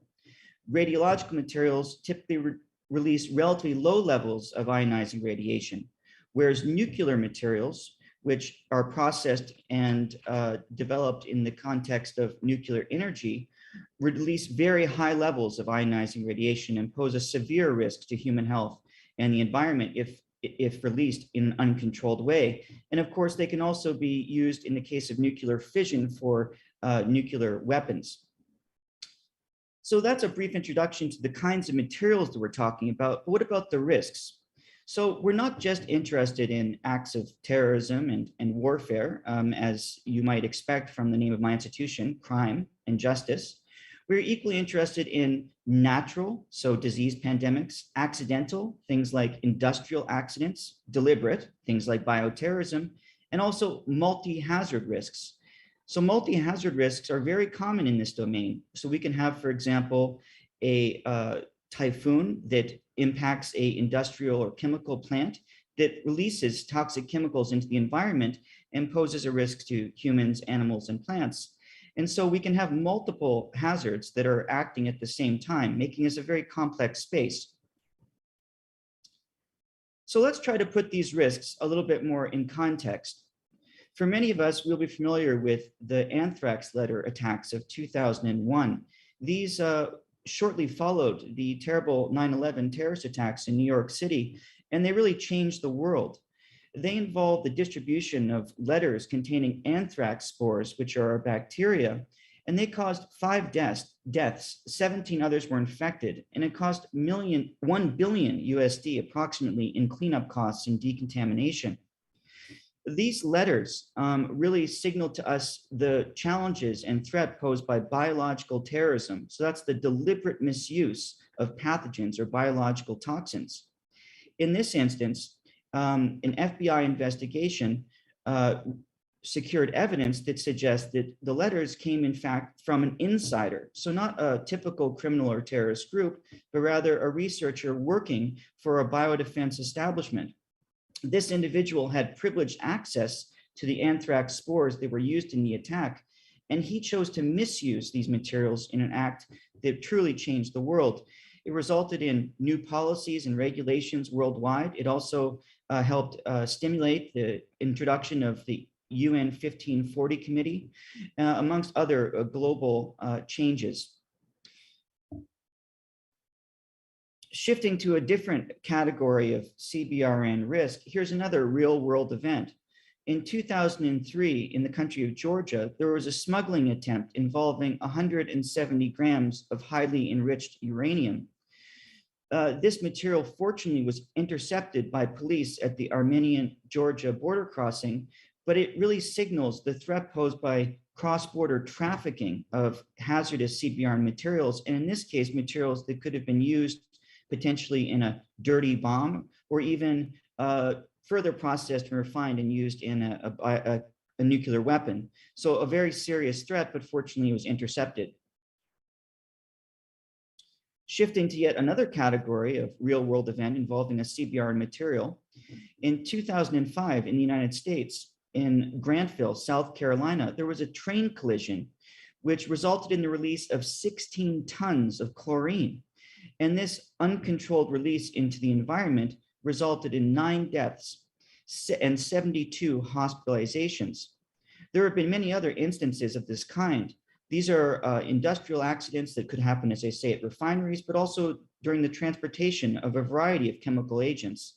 And these are very, very common. A real world event that will be very familiar to all of us in the region. In 2011, an undersea earthquake resulted in the lifting of the sea floor, triggering a tsunami that ultimately hit the coast of Japan and damaged the Fukushima reactor, causing the Fukushima nuclear disaster. And this resulted in radioactivity release, also mass evacuations. Many people had to leave their home, not only temporarily, but for a very, very long time, if not forever. There was also tens of billions of dollars in cleanup and compensation spent. So here's an example of a true multi-hazard event involving a natural phenomenon, in this case, an earthquake triggering a tsunami, but impacting a CBRN infrastructure, in this case, a nuclear reactor. More recently, in Lebanon in 2020, an explosion of ammonium nitrate stored at the port of Beirut caused a tremendously huge explosion, resulting in 218 deaths, 7,000 injuries, and $15 billion in property damage. It also left 300,000 people homeless. This event just signals that a category of CBRN risks that perhaps falls within the scope of crime and negligence. In this instance, the ammonium nitrate was stored in a storage setting at the port, and unfortunately was allowed to ignite and cause this tremendous catastrophe. And this should hopefully be a lesson for all countries around the world to be extremely mindful of these very hazardous and, in this case, explosive CBRN products. Very recently, in a region that I used to work in Western Africa, in the country of Sierra Leone, a fuel tanker explosion happened in the city of Freetown, the capital city of Sierra Leone. And this happened at a busy intersection. And it resulted in 144 deaths, 100 injuries, as well as overwhelming local hospitals that were concurrently grappling with the COVID-19 pandemic. This case study shows something very concerning about CBRN risks. Many of the people that died and were injured in this event weren't actually immediately exposed to the threat, but instead they convened around the fuel tanker to collect the fuel that was spilling into the streets. Because the fuel costs are high and individuals have a very low income in some instances, they want to collect the fuel to use. And this is extremely common. When there's a CBRN crisis, often people will group around the ongoing event, either to look as spectators or to possibly, in this instance, to collect materials. And this is extremely dangerous. And in fact, the casualties that can result are often more severe from the standpoint of those who come to investigate the crisis than those who are initially caught up in the crisis. And last but not least, when we talk about real world CBRN events, we need look no further than the ongoing COVID-19 pandemic. As we all know, the COVID-19 pandemic has impacted every aspect of our daily life, from quarantine restrictions and nationwide lockdowns, to travel restrictions, to overwhelming our hospitals, to the enormous casualties and loss of human life, to the untold economic damage that this event has caused. So certainly, pandemic risks are a threat that we must be concerned about, and not just today, but going forward as well. On average, there are 2 pandemics a century, and sometimes these pandemics can have far greater impacts on human health. In 1918-1920 Spanish flu pandemic, there was an estimated 50 to 100 million deaths. And if we consider other emerging infectious diseases such as avian influenza, if that virus were to jump the species barrier and to be transmissible between humans through the air, it could result in a catastrophic loss of human life. And that's because that virus has demonstrated a case fatality rate of 60%. In other words, for those people who have been infected, for every 10 people infected, 6 people have died. So the loss of human life, if that were to become our next pandemic flu, would be catastrophic. So what do these CBRN risks and threats share in common? Well, they're often described as low likelihood, high consequence events. And so while they may not happen frequently, they have the potential to have national, regional, and even global implications. They also pose severe risks to human health, animal health, and the environment. They also have the potential to cause enormous social disruption and have long-term psychological effects on those affected. And lastly, they have huge economic costs, not just in terms of the loss of infrastructure, but also in decontamination and cleanup and similar costs. Now, let's consider another aspect. What are the common characteristics in terms of what we need to implement for the response? Well, there's no simple answer, but one thing is true. No single agency or government department or international organization or even country can address these CBRN events alone. Instead, it requires multi-sectoral and interagency coordination. This means that public health needs to work with law enforcement. Law enforcement needs to work with customs and border security. No one sector can deal with it alone. And lastly, it requires national, regional, and international partnerships. And this is where the EU CBRN COE comes in. The EU CBRN COE is a global initiative to mitigate CBRN risks and strengthen all hazard security governance in partner countries of the European Union, following a voluntary and demand-driven approach. It is funded by the European Union and is jointly implemented by the EU and UNICRI. To show you how we're building partnerships, I'll show you 3 levels of partnerships that we're building to implement the CBRN COE initiative. First, partnerships between countries. There are 62 partner countries that participate in the EU CBRN COE. In this map of the world, you can see the flags and the names of the countries, as well as the 8 different regions.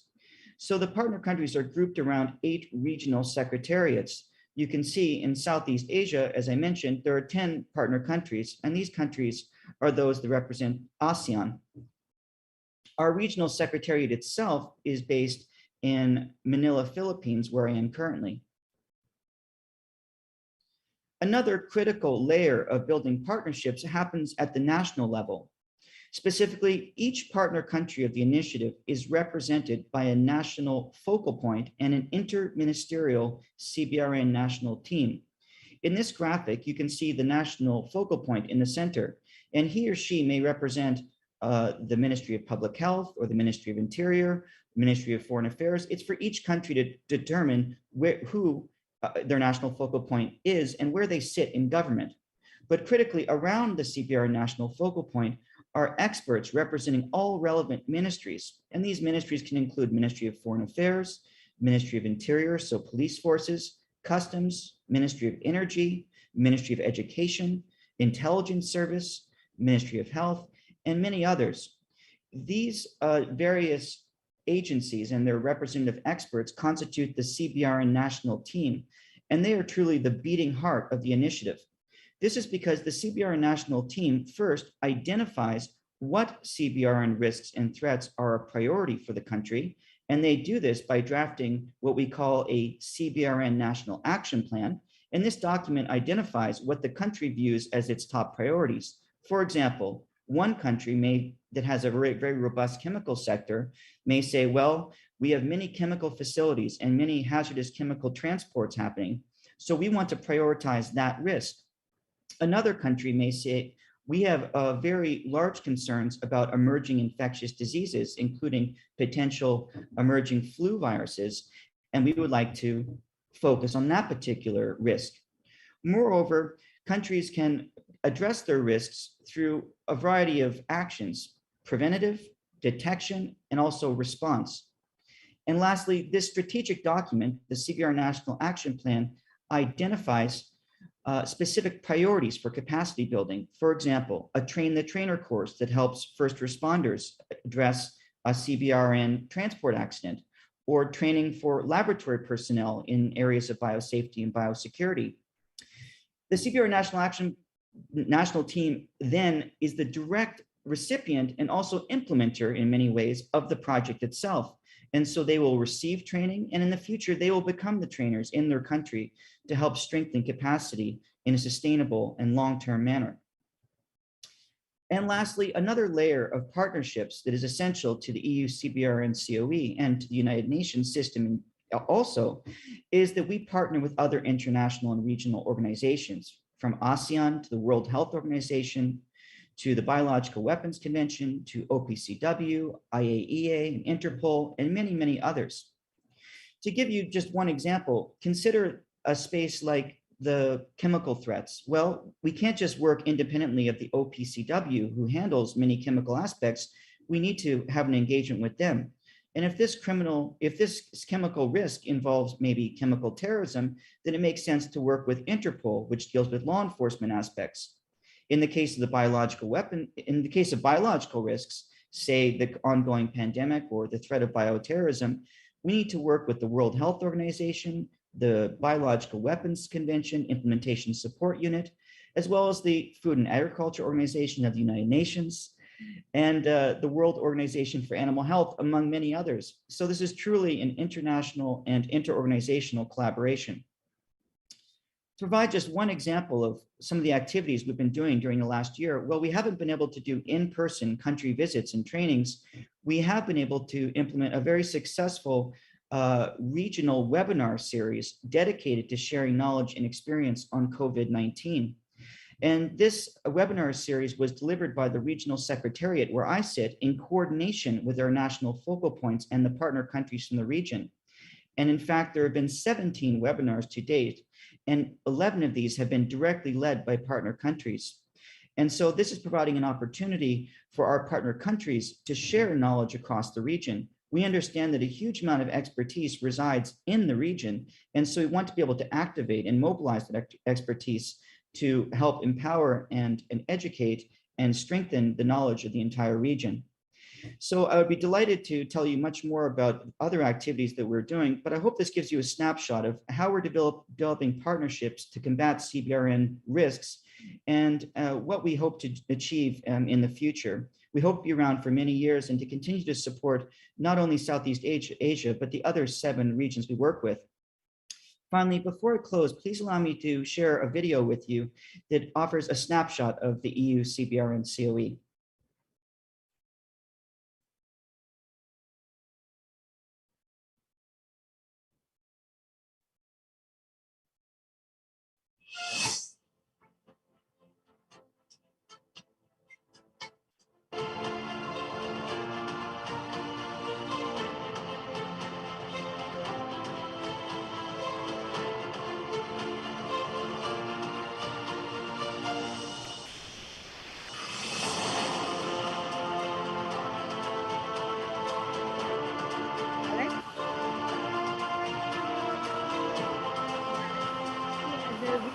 We cannot see the video.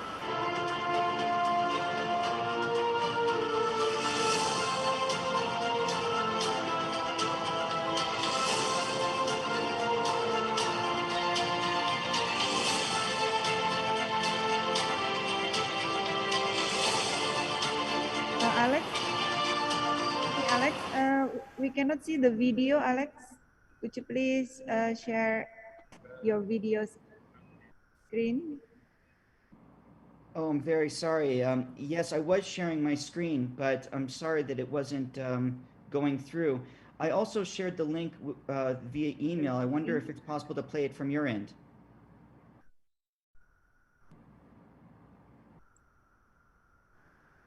Alternatively, I can try to share my screen again, but I'm not sure why it wasn't showing.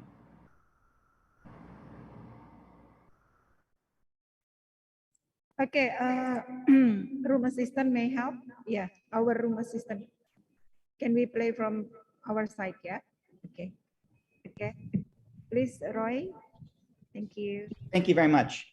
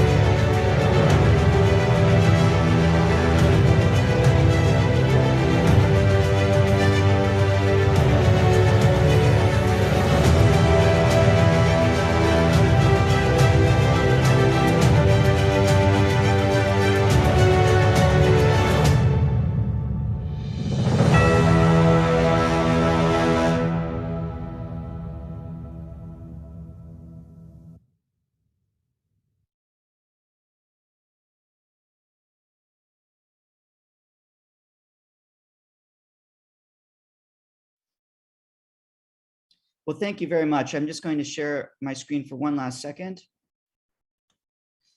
And this is just my contact information. So thank you so much for playing the video on your end, and apologies for the glitch on my side.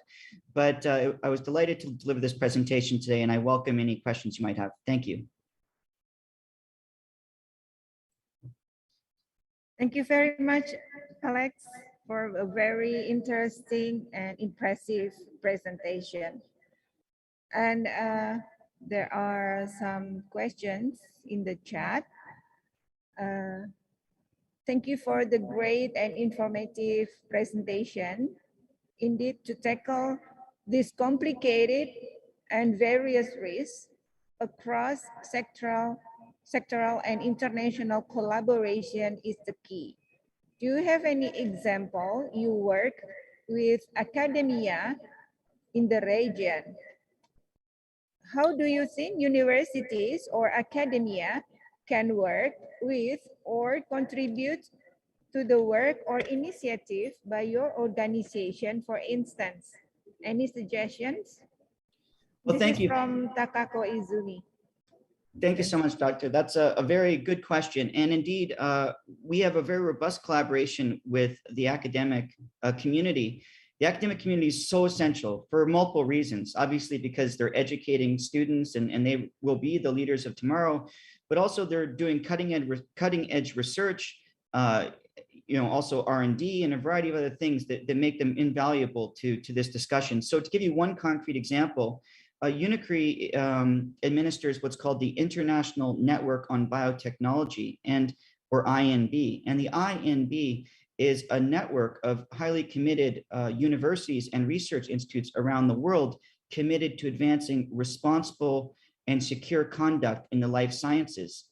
And so we have multiple, we call champions in responsible life science education from around the world. These are universities and other research institutes that are leading and developing educational content on subjects like biosafety and biosecurity and bioethics. And so the INB enables these universities to share their resources between each other so they can learn from each other, and also to upload these resources to a common platform that allows all of us to benefit from the hard work they're doing. So that's one concrete example of how we're working with the academic community to advance our work. Thank you for your question.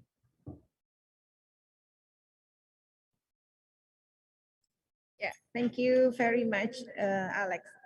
Yes, your presentation remind us that to put attention also to CBR and FRED, right? So I think one more question. Do you have any plans for the future and recommendation to build partnerships among all the stakeholders? I'm not sure if I entirely understand the question. Do we have further plans to continue to develop partnerships? Is that what you mean? Yes, yes. Right. So we're constantly working to strengthen our partnerships and to expand our network. So for now, there are 62 partner countries that are part of the network. It's very possible that new partner countries will join the initiative. We're also constantly strengthening our cooperation with regional and international partners. As a priority for the coming year, a personal goal of mine is to strengthen our engagement with the ASEAN community, and particularly, for example, the AHA Center, which looks at disaster risks, and I know are very interested also in the interface between CBRN and natural disasters. So indeed, we will constantly continue to strengthen our engagements and partnerships to enable a more coherent and focused delivery of our program. All right, thank you very much. Another one question, Alex, from Ading. According to your presentation, Mr. Alexander, with a wide variety of risks, especially CBRN, some strategies have already conducted to identify specific and actionable means of preventing, detecting, and responding to those risks. Is there any another intervention that you approach to mitigate the risk from national to international level based on your and team experience?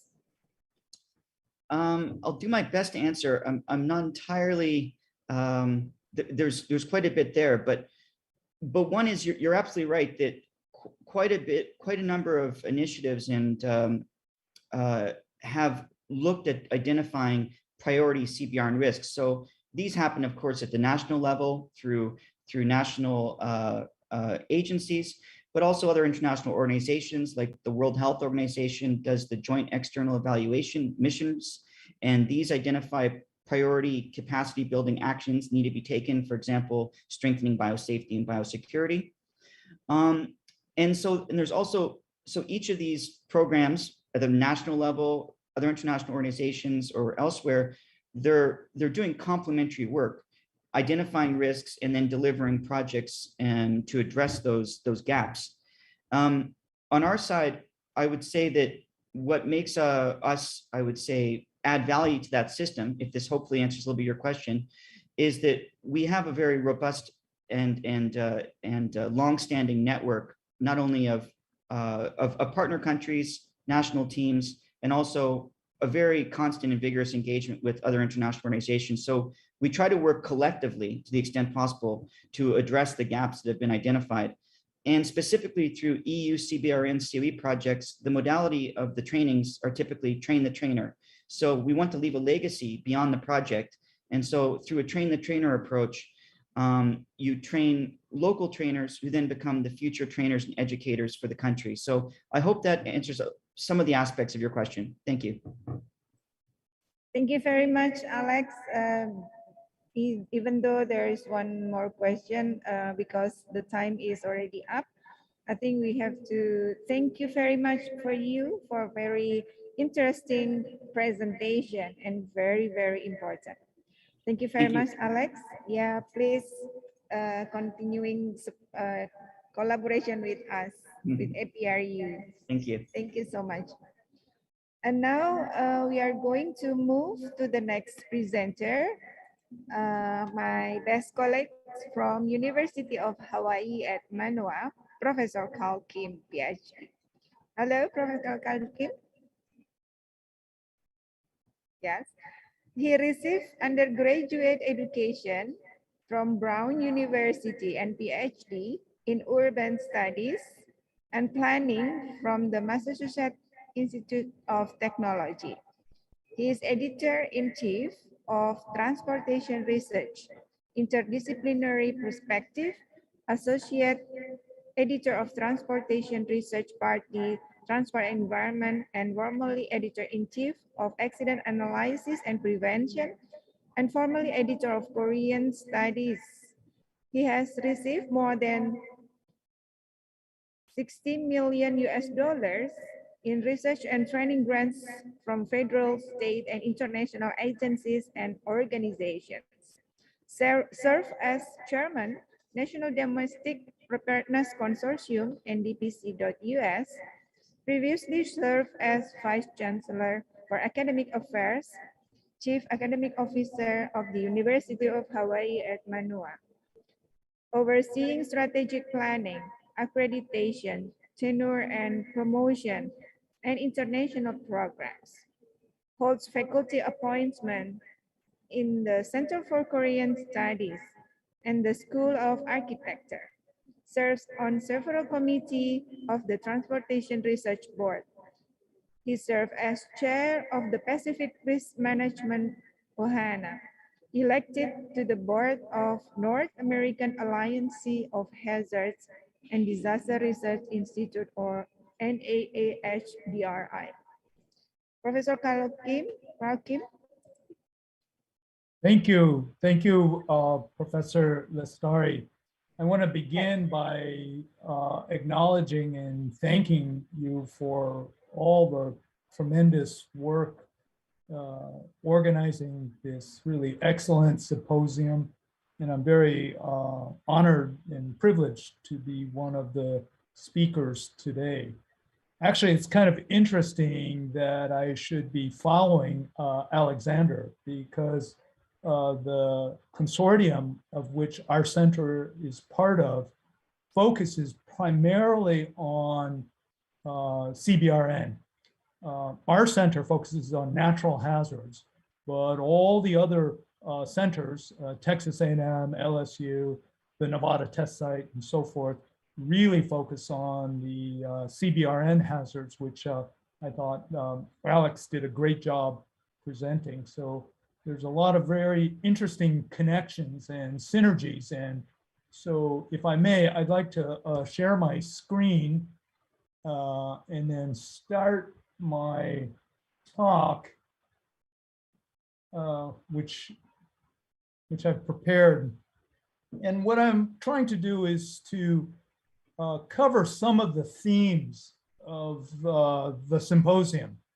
And what I want to do is look at how do we build sustainable partnerships between Indonesia and the United States. And what I want to do is talk about some pathways to resilience that involve convergence across many different disciplines, but also collaboration and improved communications, and then some commitments that we can make. And I want to emphasize the role of universities, consortia, and cross-sectoral engagement. You know, I'm a planning professor, and so people often ask, what is planning? And I think a quick definition is planning is knowledge to action. And the actions could be in terms of broad strategic directions or very specific things that we can do with really measurable outcomes. I've had a lot of experience working on projects in Indonesia for the last 10 years. And I'm going to talk about some of the research, education, training, and workforce development that we've been engaged in. I think there is a big dividend to investing in resilience to build peace, prosperity, and well-being. You know, our work in Indonesia began more than a decade ago when we were funded by USAID to do a multi-year collaborative project to build peer-to-peer exchanges between academia, government, NGOs, And our efforts really built upon a long-standing relationship between the University of Hawaii as the largest university in the Pacific Ocean region, and with its Hawaii is an island state. It's the largest island state with many of the same hazards that we have in Indonesia. And a lot of our efforts have focused on training and education and workforce development for both in-service personnel and pre-service, people that are coming from college or young people. Our InvestDM project has involved assessing or doing some stock taking, looking at the demand and supply of training and education. I think many of the people in this conference participated in some of the interviews and survey work that we did. And for that, what we've been trying to do is to focus on what are the training needs? How can we improve the curriculum? What are approaches to strengthening education and training? And so we've been doing a series of webinars this year on accreditation, on certification, on different types of learning platforms, how to improve the operations of emergency operations centers. And there are many activities that were planned, but unfortunately were disrupted by the pandemic. So we had to cancel or postpone many of the face-to-face engagements that we had planned, bringing together our counterparts from Indonesia to the US, to the Emergency Management Institute, to FEMA, and to others. We plan to have a study tour this spring, and perhaps some of you may be able to join us on that, where we can investigate the joint research, education, and systems development. And the idea is to engage not just with the national, but also provincial and district and NGOs as well too. As I mentioned, I direct a congressionally authorized center that's funded by FEMA, that's part of the National Domestic Preparedness Consortium. Our focus in Hawaii is on natural hazards, on coastal communities, on islands and territories. And we focus on all the same hazards and risks that you have in Indonesia. A big emphasis of our center is on technology and the cross-sharing of technologies from other types of hazards and threats. We also do a lot of work on evacuation and sheltering and transportation. I want to thank Professor Lestari for being a co-conspirator with me in our weekly seminar classes that we have with UI and AIT and other partners. We've had really tremendous speakers. Last week, Professor Wiku Adisasmito talked about the pandemic response. And before that, we had Professor Karnawati, who is going to be following me, present to our students and share information. And I think this type of engagement is really important, to share information between students and instructors and others who are engaged in this. Much of my research that I direct focuses on safety, accidents, and transportation. For many years, I edited accident analysis and prevention, and I currently edit an international or interdisciplinary journal on transportation. In Hawaii, my nickname is Dr. Disaster. I think, as Alex pointed out, accidents, emergencies, disasters, and catastrophes are low probability, high consequence events that involve interactions between human, vehicle, roadway, and environmental systems. And we need to combine together various types of technologies and disciplines to better understand response, recovery, mitigation. And I think that there are some lessons across different types of hazards that can be applied to how we manage risk and govern it. And these days, there are many, many global threats and hazards. Climate meetings have just ended. The melting of the polar caps, ocean acidification, really complex hazards are changing the intensity, duration, frequency of extreme events, along with the existing hazards like volcanoes and earthquakes, tsunamis, and subsidence. And coupled with the human-caused events, terrorism, cyber, crime, industrial accidents, and with growing inequities and disparities, we have our work cut out for us. And so what I want to talk about are some of the changes that are occurring, in part because of climate change. Rapid intensification of events require that we have new models and technologies for doing this. We recently published a paper that in between weather and climate change, we can look at climate variability. And I think El Nino, La Nino, oscillation, southern oscillation, ENSO effects provide kind of a mid-range, both in temporally as well as spatially, for us to look at to get a better understanding of the hazards and threats. We're reminded by the COVID pandemic of the centrality of transportation, though, because the disease was spread by the movements of people.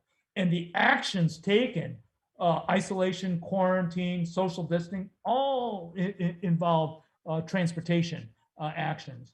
And so part of what we have to do is to better understand how to manage our transportation networks. And there are some challenges associated with this. Above all, the pandemic disaster has exposed the structural weaknesses and inequities, especially in countries like the United States, where factors like income, race and ethnicity, and access to healthcare have so much to do with the outcomes associated with this. And there also have been impacts because of the lockdown, social distancing, isolation, which has harmed the well-being of people. There's been a shift away from public transit to more biking and driving, but that creates other challenges and problems. I want to remind you that transportation operators are frontline workers with increased risk of fatality and exposure, but there are long-term challenges that we're seeing with the recovery and adaptation to all of this. Some broad directions for resilience emerge. Focus on equity, focus on vulnerable populations, integrate safety and security with operations. So much of this has to do with how do we manage and finance this. But mitigation efforts must address social justice and redistribution, and we need transparency in these systems. Part of the adaptation strategies that we're working on is to improve data collection and understanding, and pilot and test some new technologies, some protective devices. I think it's best to go green if we can, use nature-based solutions, and then look for convergence across disciplines. And I want to talk quickly about some of them. Oh, the pandemic created this quasi-experiment for us, right? It shut down tourism across the world and in places like Hawaii. So we are able to see what is the effect of reducing our dependency on this and what happens if we reopen the economy. I've written a lot on this topic that we need 5 different T's to stop the pandemic: testing, contact tracing, tracking of infected people or exposed people. We need new technologies and also training in terms of how to use these technologies. So a lot of the work that my lab, that our work is doing involves applying new technologies that we're using for detection of hazards and threats, and then re-engineering them for the pandemic. Like, can we use our wave detection technologies to determine whether or not people are wearing masks properly? And can we use crowdsourcing and other tools that we've been developing for monitoring changes in the environment using traditional engineering surveying techniques, using drones. We've mounted video cameras into trees to monitor the wave heights, the inundation, and other kinds of changes that have occurred. And what we've been doing is deploying this equipment and these technologies to recent events like the Hurricane Ida, which formed in August. And part of our work is tied in with FEMA's work in terms of doing damage assessment, damage to public infrastructure, but also we run HAZAS models so that we know where the exposure for elderly and other vulnerable populations are located, or non-white and unemployed groups, and then run pre-disaster damage assessments of the buildings destroyed, the tons of debris that are expected to be generated. And then what we do is we send actual assessment teams out to do confirmatory analysis using basically many of the same equipment that Google uses for their Street View. So you can see some of the below imagery shows what's the Google Street View imagery. The after imagery was captured by my team in the same location following the disaster. And obviously we're interested in the effects of storm surge or wind damage or other types of hazards and debris, and then comparing it with satellite imagery and our prediction models. We've integrated this with crowdsourcing and information from social media as well too, as yet another layer of confirmatory analysis. So we have a large project for capturing social media tweets and other types of information, and then looking at what it is that people have said have occurred in terms of the damage and the locations. And part of this is just consolidating all of this data and then using some vision learning, some deep learning AI algorithms to classify damaged and undamaged locations. Technology introduces some challenges. You know, a few years ago in 2018, we sent out a false alert that Hawaii was under attack from North Korea. It was a mistake. It points to the importance of good systems design, standard operating procedures, testing, and training.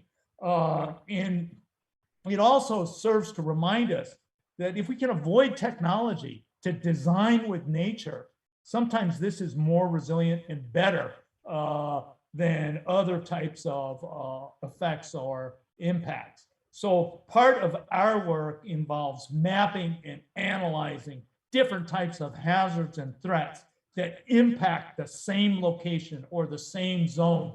So we're looking at not just tsunami threat, but riverine flooding, hurricane storm surge, the effects of sea level rise or ground subsidence, and then identifying the impacts that are associated with these different types of stressors and hazards, and then programming that into our evacuation modeling, our evacuation guidance, because we don't want to be directing people through dangerous locations. And we don't want to locate shelters in areas that are prone to flooding. And if people are going to travel to shelters, they need to travel in safe routes. This is especially true for persons with medical conditions or disabilities or transportation limitations. So a lot of my work involves looking at these vulnerable populations. I want to conclude by saying what we have to do, though, is really look for joint benefits of mutual gains. And I think part of it is to use nature, to go green, to design with nature. That's the next generation. This is a picture of the Cheonggyecheon drainage canal stream. This is a project that I've investigated for many years and worked. And it's kind of a first generation project. We learned a lot about this. On the one hand, it's great that they took this elevated highway and replaced it with a drainage system.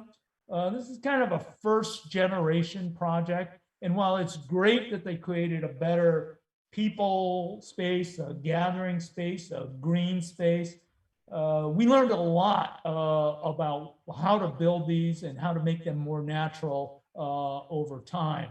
So I think that there are really great opportunities to develop more nature-based green solutions. And a lot of the work, if you can come to Hawaii, we'll give you a tour of some of the work that we're doing in our built-up areas to try to make them more wild, to make them more natural, to make them more green. So I hope someday you'll be able to visit us in Hawaii.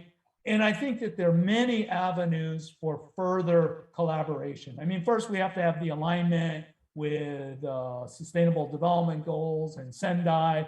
We have to build training and education capacity. I really think it's important to emphasize climate and recovery and building back better.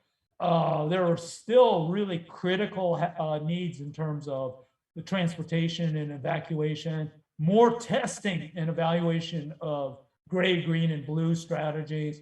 But again, as I was saying before, let's target underserved minority, indigenous communities. Let's share data, research, and development. We're planning the study tour. We hope you can join us.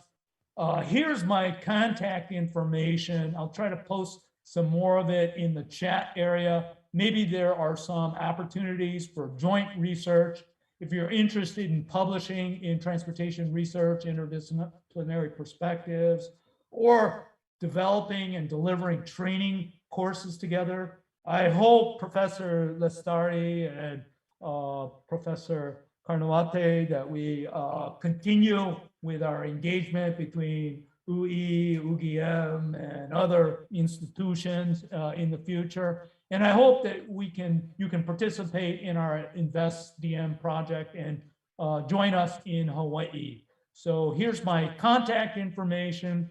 Once again, thank you very much for really excellent. I very much enjoyed the sessions, although frankly, it was too much information. I'm suffering from information overload with the quality and the quantity of the many refresentations over these 2 days. And so I hope someday we can spread this out.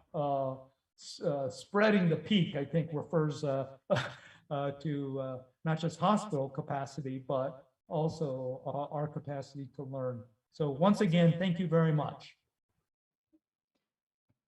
Thank you very much, Professor Carl Kim. What a very impressive and wonderful presentation. I think there are plenty of questions here. Yeah. Okay, from myself, Professor Carl Kim, you have built a partnership with many partners. Yeah. Is there any challenges for these building partnerships amongst with the many stakeholders? You know, I think the biggest challenge is described by stovepipes. And we have disciplinary stovepipes that actually we as academics were trained in. And that we were trained to really specialize. And there's a famous expression, inside baseball. Only people who understand baseball can understand the jargon, the terminology, the latest advances.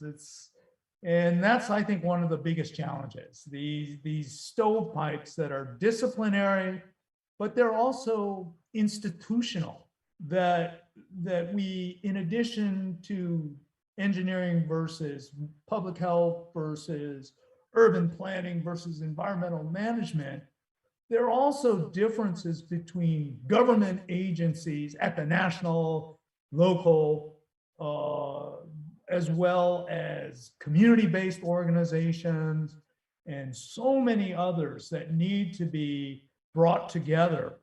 And I think that there are also cultural divides that separate us.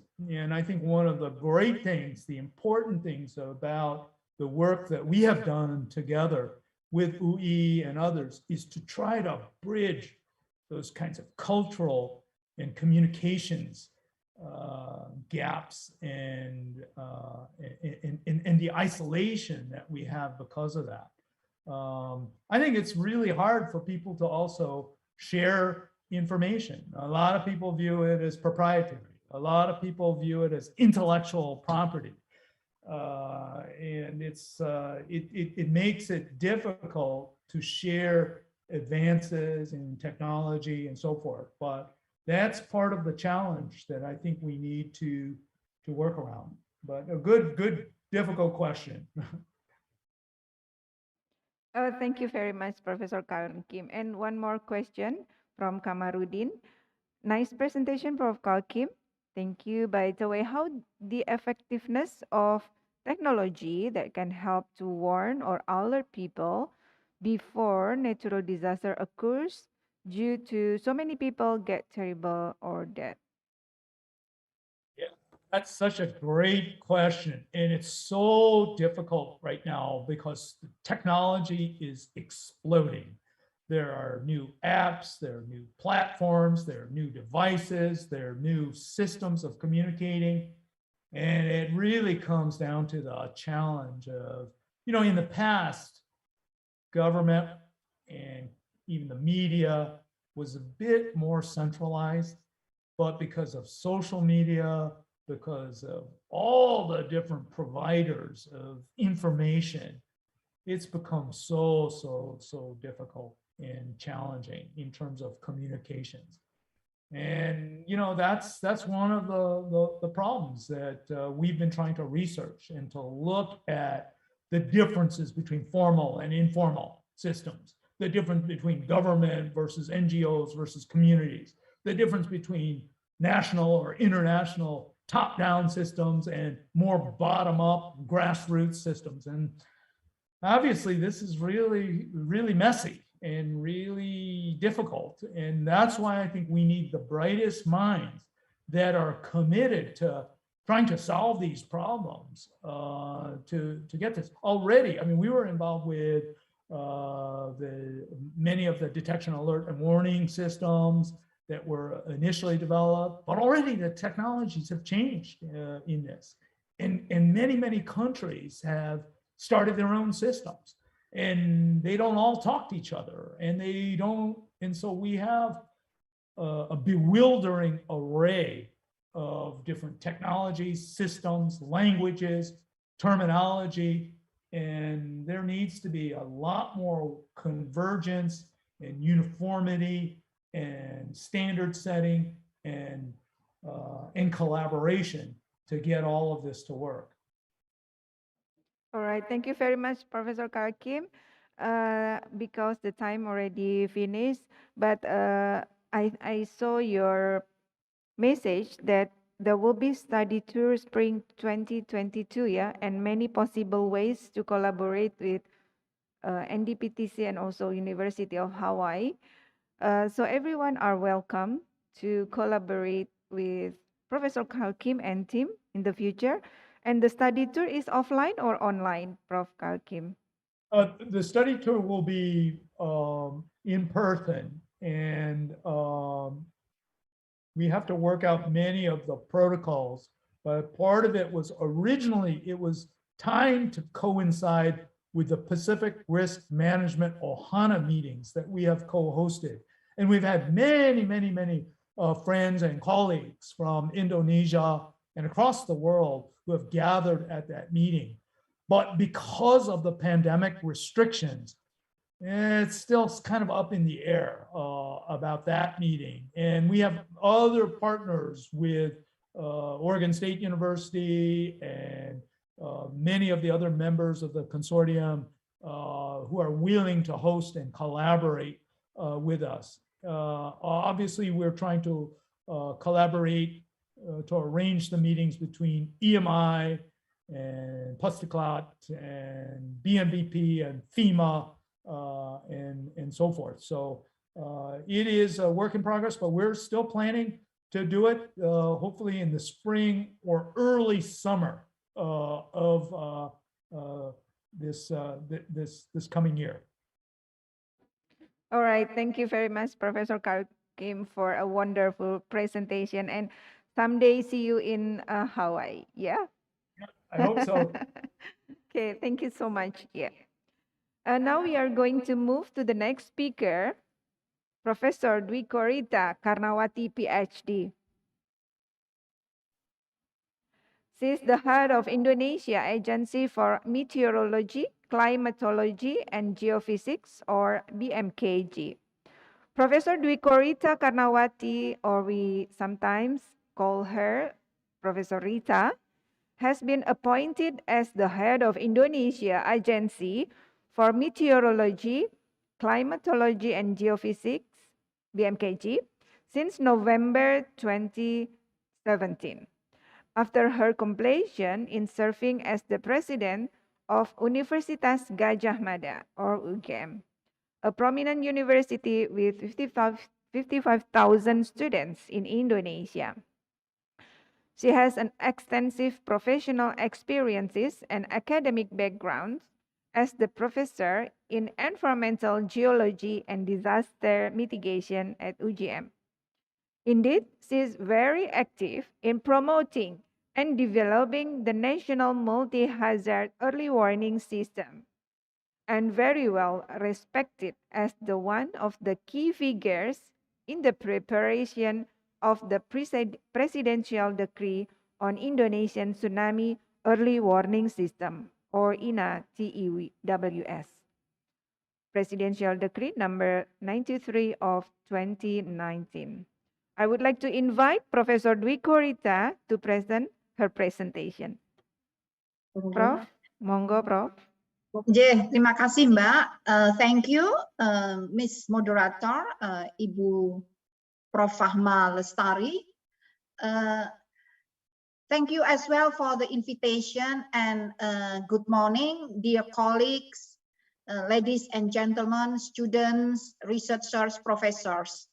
I would like to share about the challenges and innovation in multi-hazard early warning system, especially the case in Indonesia.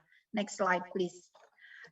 In the next slide, I just would like to refresh everyone here about the geological and tectonical conditions of Indonesia, which may similar to several other countries, especially Hawaii, perhaps, or United States.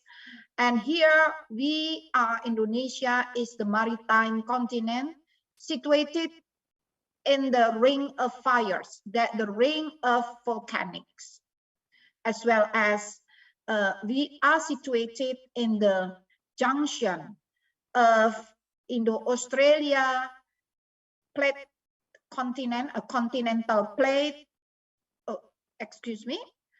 we are situated between the Indo-Australia oceanic plate and Eurasia continental plate, as well as a Pacific oceanic plate, which all are very dynamic, actively move towards the Eurasia continental plate. All of those result in the active seismicity and volcanic activity.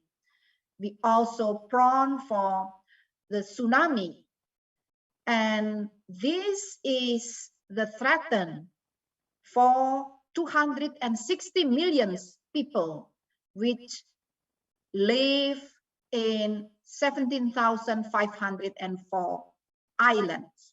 Next slide, please. This is the advanced national this is the data, the graph that collected from the Advanced National Seismic System Composite Catalog, which shows how the trend of seismic activity across the globe.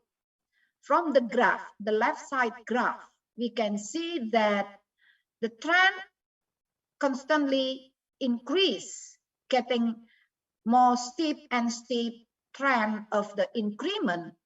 the dark color showing the prediction of the trend, and the red graph shows the real events of the seismicity year by year, or the annual seismicity across the globe. And indeed, it shows that the events, the annual events of seismicity in our planet Earth, increasing significantly. The map on the right side also indicating how the distributions of the seismic or the earthquake events across the globe, which following the zone of plate tectonics. So we can see that majority of these events is the earthquake with the magnitude of 6.0. Well, the next slide, please. What about in Indonesia? Similar to the global phenomena in Indonesia, the seismic events annually also significantly increase. Before the year of 2017, the average annual events was about 5,000, up to it's about 5,000. However, then in 2017, the events getting increased. So more events occur in 2017, starting from the average of 5,000, it becomes 7,167, even though in 2018, it's jumped up to 11,920. The following years, it's still beyond the annual average of 5,000. It's about 8,000. So in conclusion, that indeed the seismicity or the potential disaster earthquake due to the earthquake or tectonic condition in Indonesia seriously increase. Next slide. Next. Well, the next slide, I would like to highlight here not only the events of the earthquake increase, but the trend of multi-hazard is also getting more and more frequent. For instance, the last earthquake in Palu, it was not only single disaster. It was earthquake, then followed by submarine landslides, and instantaneously followed by near-field tsunami, which arrived in 2 up to 4 minutes, very near and very rapid arrival of tsunami. And our early warning system was prepared with the 5 minutes warning. So it means when the tsunami arrived in 2 minutes, the warning has not yet started because it will start at the minutes 5th in 5 minutes. So this is also a very important lesson learned, that we do need more rapid, more fast warning system. And the fastest warning system actually now in the world is by Japan. However, Japan also needs 3 minutes to provide the warning. So it means the tsunami is faster than all warning system in the world. So this is another challenge. And the multi-hazard is not only earthquake, but also submarine landslide, tsunami, liquefaction, and then also landslide on the land, result in more catastrophic multi-hazard or multi-disasters. Next slide, please. Sorry, previous one. That's only in Palu, but also in Sunda Strait.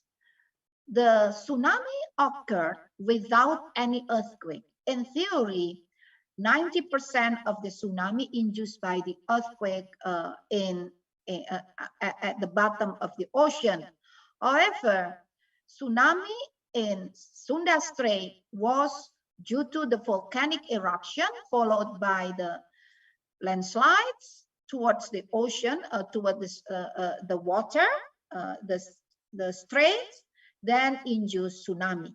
So again, more multi-hazard occur. And actually at that time, we have released the warning because we have predicted there will be storms. So the warning is not for the tsunami, the warning for the thunderstorms, for the wave, the ocean storms. So that was multi-hazard disaster occurring in the disaster event. So multiple events of disaster is getting more and more frequent. Next slide. Now we talk about the weather and climate. Indonesia is situated in between two continents, the largest continent, Asia, and then Australia. It is also situated in between two oceans, the largest ocean, perhaps Indian Ocean as well as Pacific Ocean. So the climate and weather in Indonesia is very, very dynamic. It's not only the tectonic condition, not only the volcanic condition, not only the earthquake and tsunami, but we are also very prone to the climate or weather or hydrometeorological disasters due to the complexity of climate and geographical island in Indonesia situated in between two largest ocean, and the interaction of the ocean with the atmosphere really now getting more and more affected by the global climate change. So now we have more tropical cyclones, which actually, according to the theory, our location situated within the tropics, that less than 10 degree latitude, it's supposed not hit directly by the cyclones. In fact, the ocean or sea surface temperature in Indonesia is getting warmer and warmer. The average temperature, it's supposed to be 25 up to 26 degrees Celsius. Now we have 29 up to 30 degrees Celsius. The raise a significant increment of temperature, sea surface temperature, result in more and more tropical cyclone. So we are just hit directly by the tropical cyclone, which is supposed not to enter to the tropic zone. And we have more and more extremes weather. That's why we have more and more landslides, flood, debris flood, and other hydrometeorological disasters. Next slide, please. Apart from that, we also suffered from, again, the global climate change. It is indicated by the ice cap in Puncak Jaya, that's in the peak of Jaya Wijaya, which was originally, it's about 200 kilometers. Nowadays, it's only about 2 kilometers square. So from 200 kilometers square, now only 2 kilometers square. It's about 1% left. And we predicted, according to our research and investigation, this ice cap will missing, totally missing by the year of 2025 up to 2026. Next slide, please. And it is also the evidence, based on our observation, that the number of extreme rainfall, daily extreme rainfall, that's the peak here. Before the year of 1970s, we only have two highest peak, that the rain intensity was about 250. Please have a look the red graph, that daily rainfall. The blue graph is 2 days rainfall. So please have a look the red graph, that for the daily rainfall intensity. So it is only about, it's only 2 peaks occur before the year of 1960 or 1970. However, that means before the year, excuse me, any problem? Sembunyi kita di bawah, sembunyi. Excuse me, can you help? Oh, I'm sorry for the trouble. Okay, it seems, before the year of 1960s, only 2 extreme rainfall, which was about 250 millimeter in 24 hours, and about yes, that's the maximum is 250 millimeter. Please have a look the red color, the red graph. However, after the year of 1917, we have more and more peaks of extreme rainfall, 24 hours extreme rainfall. And the last peak, actually in 2020, it was 377 millimeter in 24 hours.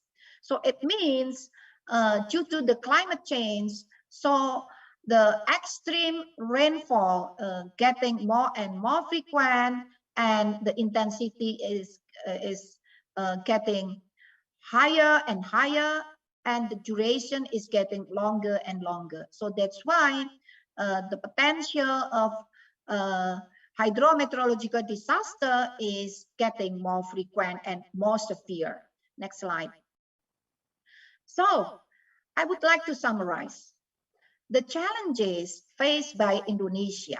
One is the complex and more frequent, as well as uncertain, more uncertain, very complex, more uncertain and frequent of multi-hazard phenomena that's related to the weather, climate, water, ocean, tectonic, and volcanic. So those require us to have more robust and systematic observation and data. We also need to have more systematic research and deeper science-based decision support, more innovation of knowledge and technology, and also more skillful observer, forecaster, modeler, and analyst to predict all the events. Unfortunately, despite of all requirement, which is leading to the higher and more innovative technology, we still have lack of awareness of the community, of the people. It's not only the community itself, but also some, not all, some local government, also some agency, at national agency, needs to have a stronger awareness, and understanding is also need to be improved. So capacity to prepare and respond timely and appropriately on the warning needs to be further improved. So the gap is, now we are applying advanced technology, quite sophisticated technology by satellite, by radars, and by other digital technologies, which requires skillful people to operate and to understand, to apply. Unfortunately, the people themselves, the operational, for instance, we provide early warning for the ships, and the people in charge to receive the warning at the harbor, unfortunately, not all understand about the warning itself due to the technology is more advanced. So there is a gap between the the advancement of the technology compared to the capacity of the community of the user to understand that. So this is our challenge, how to close the gap, how to improve the capacity of the user of the technology in order skillful and easy to understand all product of the high technology. And that means we require more literacy, more advocacy, more education, more training, more internship. And we must be able to transfer the high-tech product of technology to become more simple and practical. So it is the challenge, how to transfer the high-tech into simple and practical information. And we do need practical example. We do need case-based, problem-based learning and capacity development. So it's not the training, in-house training in the class, not like that. It's supposed to be directly in the field. So problem-based or case-based learning. And we need more massive and systematic dissemination and continuous learning. So again, dissemination must be more massive, and the learning process must be embedded in all our activities. It's not separately, oh, no, stop, we are in the learning process, don't do anything else. No, not like that. So the learning process must be embedded when we are working in the field, when we are working in the coastal area, we are working in the building. Yeah. So the learning is part of our life. It's not split beyond our normal daily life. And we do need interdisciplinary and intersectoral approach and collaboration in order to close that gaps. And also sustainability impact, sustainability of the impact for our capacity development is also the challenge, because learning from the Palu earthquake, the earthquake occurred in 2018. We predicted the earthquake will occur in the year, it's about 2000, about the year of 2000, it could be 2014, 2015, yeah.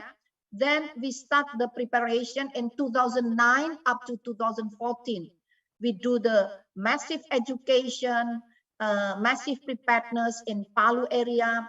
The target groups, the participants was the students at school, the students in the university, also the local government, the parliament, the media, all involved in that, all participate in that preparedness.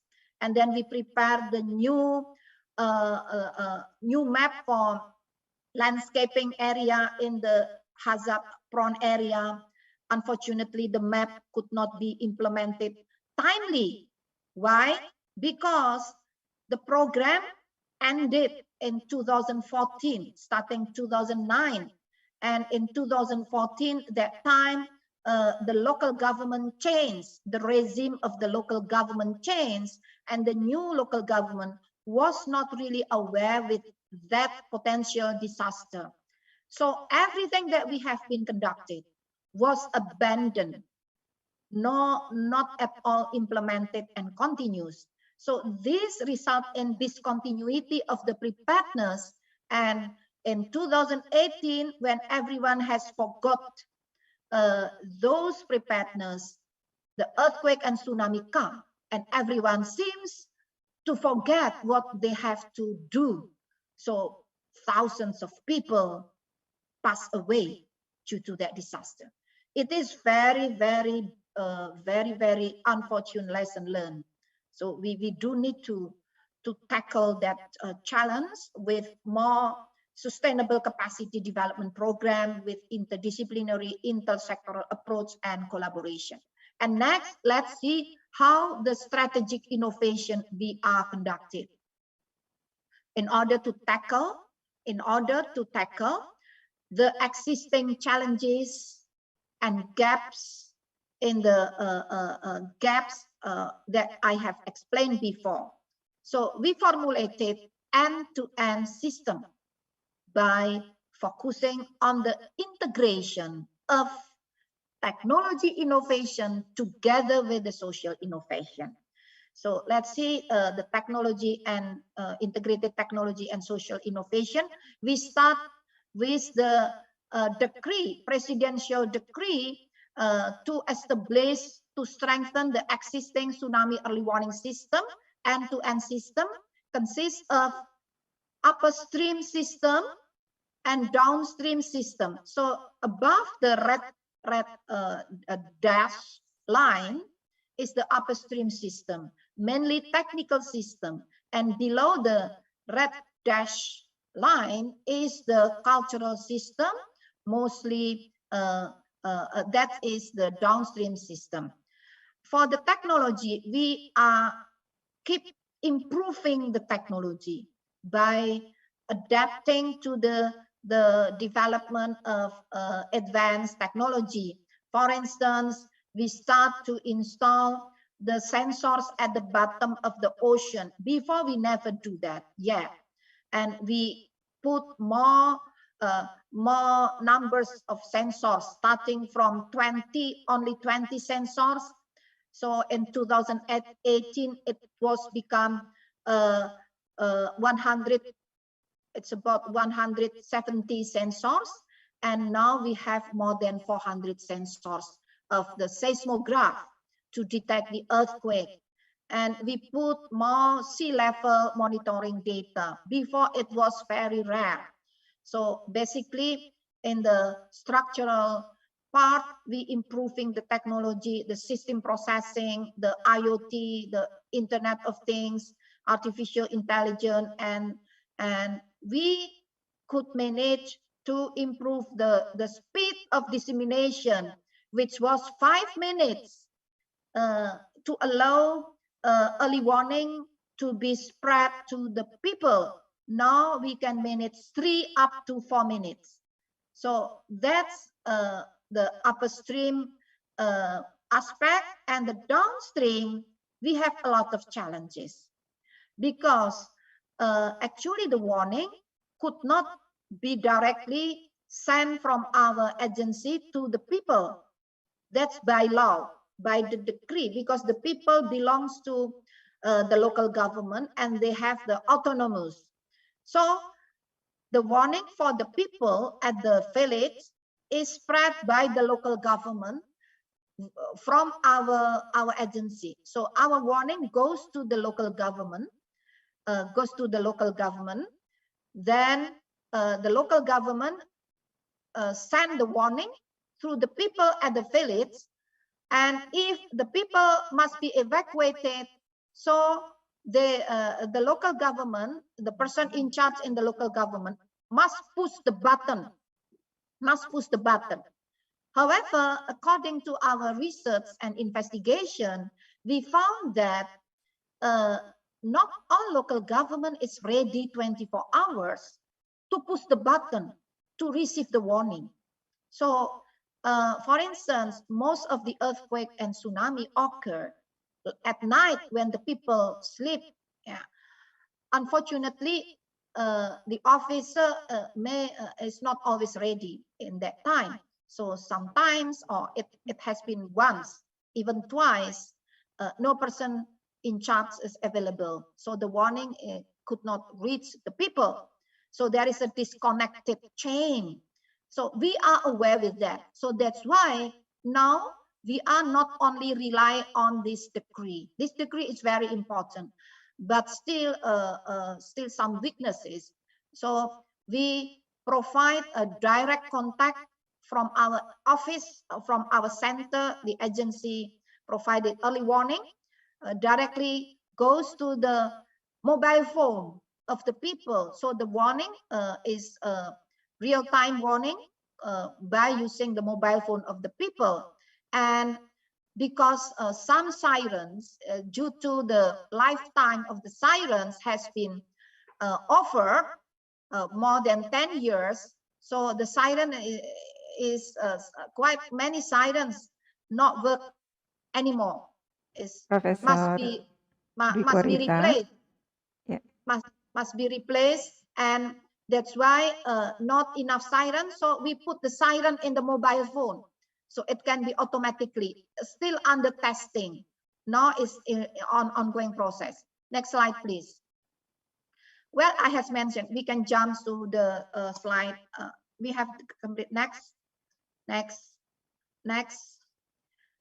Now we have, no, previously. We have a warning receiver system, new generation, which can distribute directly information to the people, also to the local government, instantaneously, together, not sequential, yeah, within 2 up to 4 minutes. So it can speed up the preparation or the process for evacuation, yeah, it's in 2 up to 4 minutes. Next slide. Then we also have again mobile phone directly goes to the individuals, so they can install this application in order to have a timely warning. Next, a similar case we also conducted for the disaster due to the hydrometeorological phenomena. Again, similar case, disconnectivity. Then we use similar effort by using digital. Next slide. We use about 40 radars and hundreds and thousands of observation instrument sensors installed, and the resolution of our warning, our information is about 3 kilometers square. Next slide, please. And we improve our forecasting. Now we use impact-based forecasting. It's not only provide information about the extreme weather, but also the potential impact like the debris flow the debris flood or the flood. Next slide, please. This is the example. The last tropical cyclone is Saroja. It is a very rare event. It's normally on the right side. Yeah, we can see tropical cyclone never hit the land. Never hit the land. It's just part of the cyclone hit the land, not the whole Prof. body. Gorita, excuse me, Prof. Yeah. Yeah. The time is finished, Prof. Or could I conclude, please? Yeah. Okay. Yeah. Okay. Let me continue the conclusion. So in conclusion, yeah. Yeah, we do need more. The slide tadi. So we do have multi-hazard now in mobile application. Yeah, in mobile application, and now we do need to strengthen our capacity development to be more sustainable through the collaboration, and also we conducted in-field capacity development. And please just 1 minute video showing how we empower our community, our farmers, to be aware with the climate so they can help themselves against the multi-hazard. Please, thank you very much for your kind attention, and just 1 minute video. Thank you.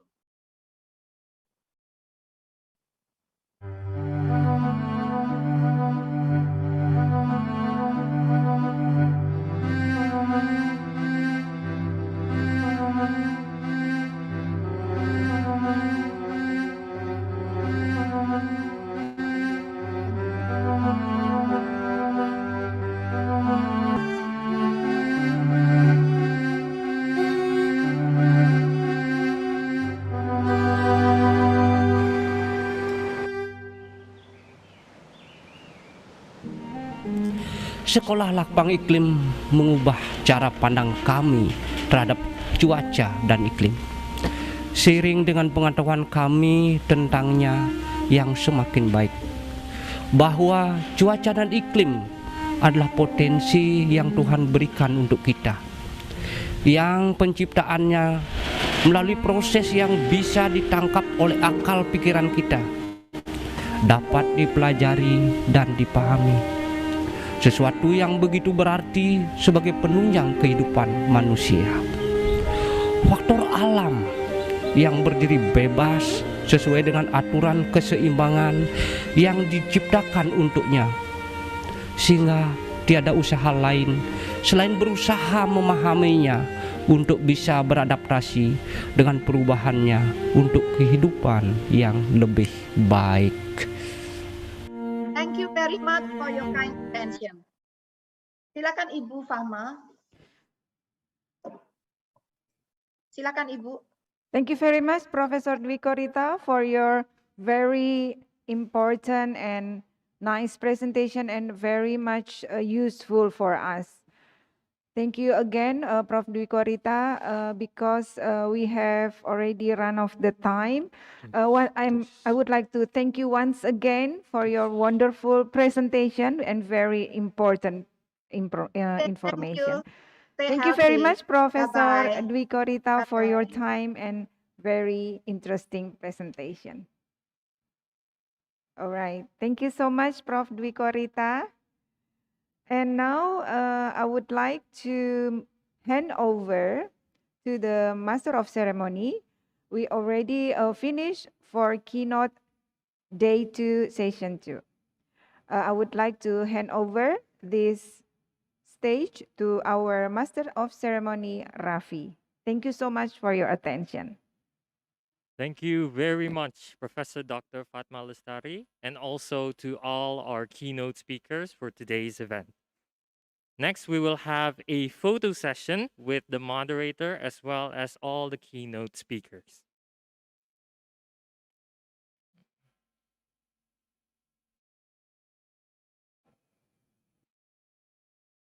Prof. Dwi Korita, please join to share.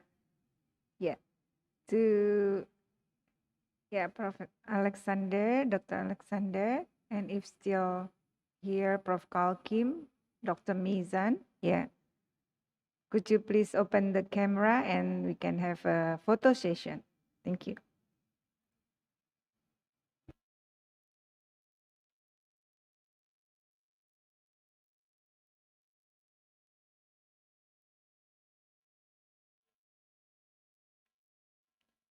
To all the moderator as well as keynote speakers, we will now have a photo session. Would you please activate your video camera so that we can take the picture?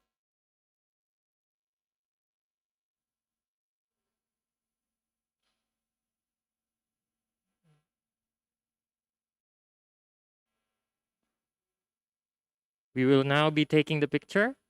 3, 2, 1. Okay. Thank you very much for the photo session. Next, the schedule is a short break. We will now have a break session alongside a video playback titled Learning from Disasters.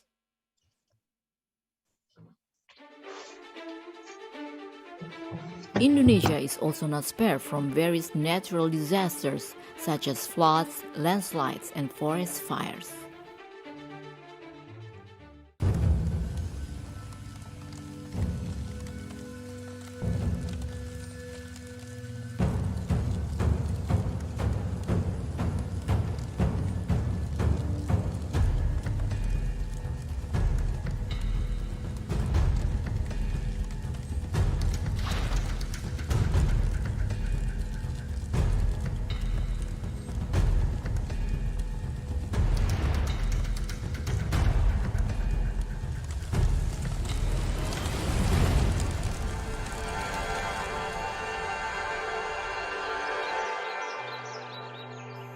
Indonesia is blessed with a tropical rainforest cover, the third largest in the world after Brazil and Congo. It is home to thousands of species of the biological wealth of the world. Biodiversity contained in the Indonesian rainforest consists of 10% of the world's plant species, 12% of mammal species, 7.3% of species of reptiles and amphibians, and 17% of bird species from around the world. It has made Indonesia revered as mega biodiversity country.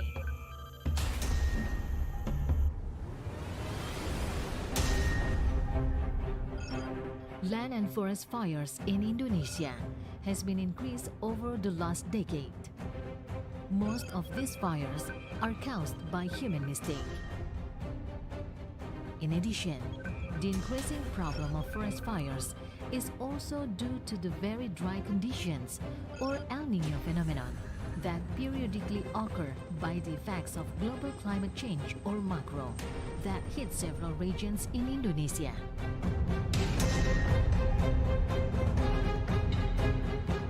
Based on Aquaterra satellite observation, there were an estimate 2,528 hotspots in one day.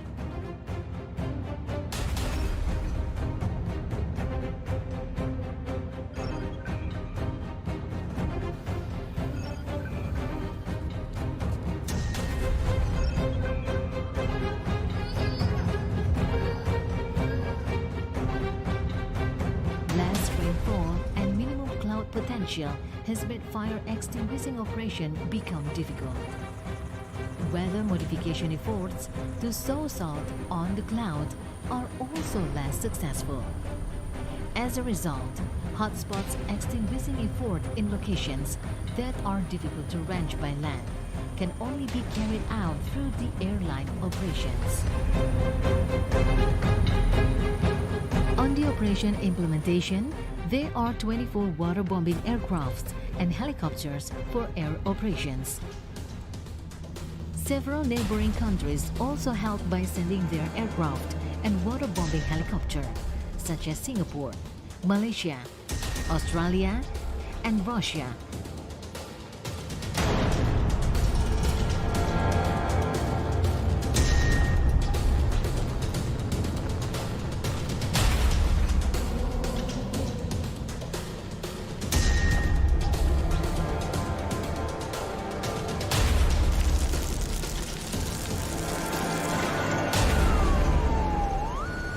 In addition to the deployment of helicopters and planes, extinguishing operation is also carried out on the land area in order to accelerate the process of extinguishing and cooling of land.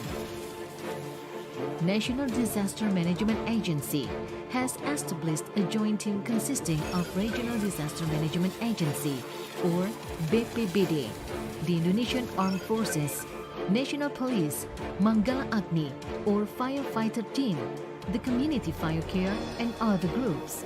In total, there are 22,146 personnel spread across 6 provinces.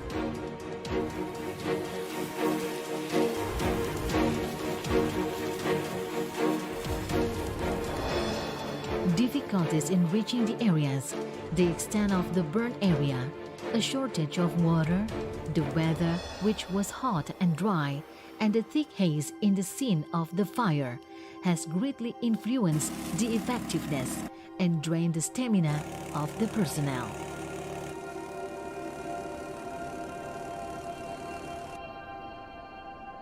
By maximizing the power of personnel and equipment adding with the assistance from some neighboring countries, it is expected that land fires can be well tackled and smoke haze will disappear soon.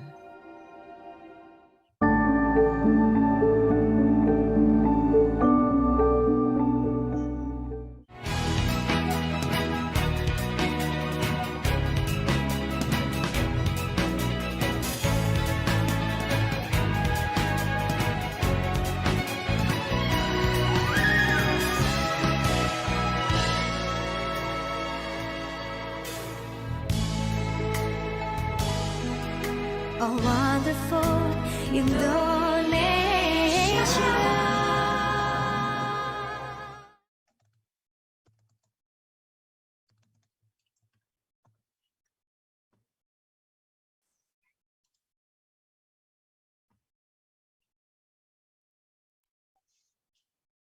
Hello, everyone, and welcome back to day 2 of the 16th APRU Multi-Hazard Symposium 2021, Building Partnership for Sustainable Disaster Risk Reduction for All Hazards. This event is sponsored by PT Petronesia Benimal and PT Teman Setia Mandiri. We would now like to move on to our next event, which is the award announcement session. In this session, we are proud to announce that there will be 12 people who have received the Best Oral Presentations Award and 6 people who have received the Best Poster Presentation Award.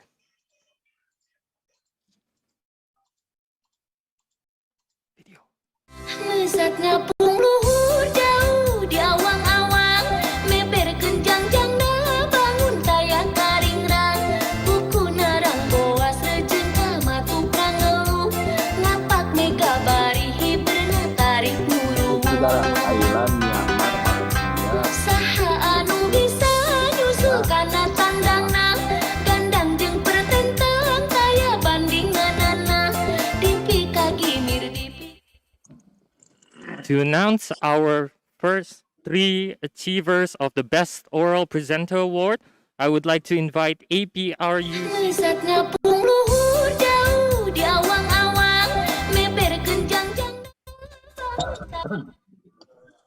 programs, Miss Christina Maria Schollenberg, to announce the 3 first award recipients. Okay, thank you very much. I'm very pleased to announce the first 3 winners of the oral presentations, and the title of the first award is Strengthening Partnership Among Youth and Young Professionals in Science, Technology and Innovation for Disaster Risk Reduction, Lens of You Inspire. The presenter of this was Nouraini Rama Hanifa, and she scored 443 points. The next award goes to the project title, Climate Change Projections Estimated for Rainfall Events Using Coupled Modeled in Comparison Project Phase 5 Global Circulation Models under Varying Emission Scenarios in Lanao del Norte in Philippines. And this award goes to Emmanuel Sus Escapan, and the score for this was 450. And the third award I'm very pleased to present for the project with the title Hydrological Assessment for Disaster Risk Reduction in Urban Cities of the Philippines goes to Patricia J. Sanchez, and also had a score of 450.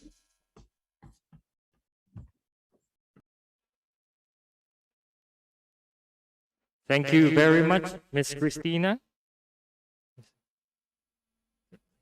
Play.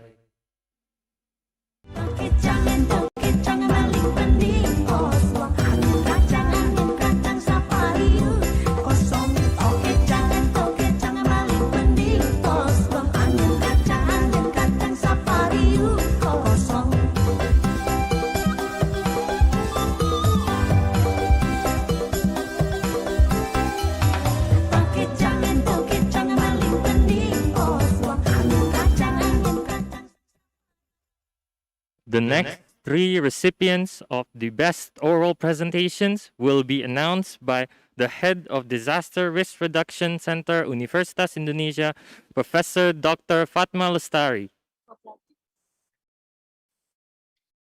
I would like to announce the next Best Oral Presenter Awards are Geometria Chumamau Guita with the score 455 and title Vulnerability Assessment of Critical Facilities and its road linkages to climate-related hazards.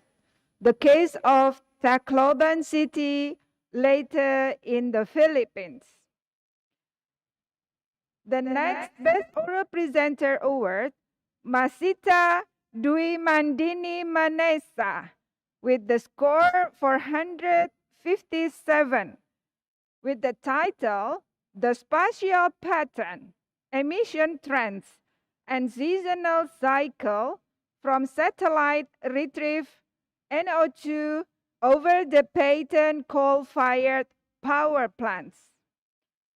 And the next Best Oral Presenter Award goes to Dr. Mizan Bisri, my best colleague, yeah, with the score 457 and title Early Career Researchers Needs Assessment and Future Research Leadership for Resilience buildings.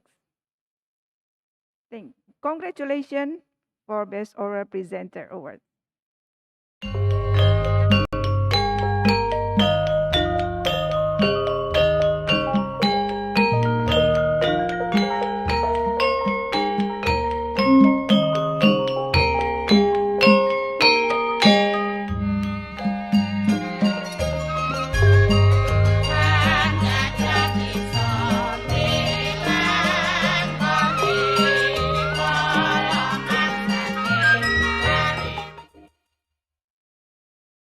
The recipients of the best oral presentations will be announced by APRU Multi-Hazards Program Director, Professor Takako Izumi. Thank you, Rafi, and it is a great honor for me to call the name of the best winner of the Best Oral Presenter Award. The name is the award goes to Wiko Setonegoro.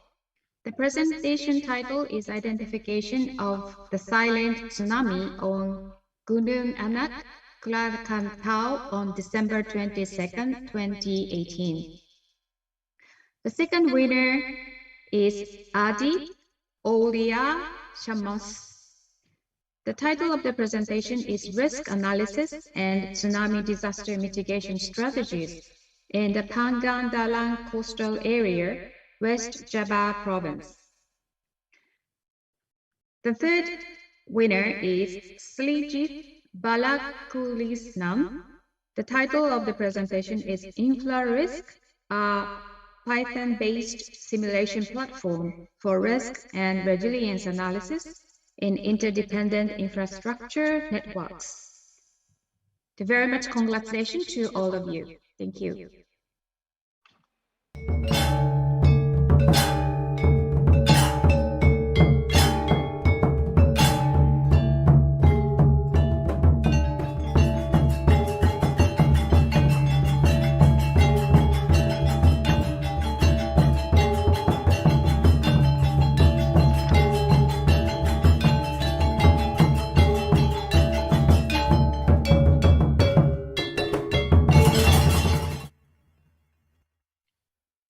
The next three recipients of the best oral presentations will be announced by Vice Rector of Research and Innovations Universitas Indonesia, Dr. Nurtami.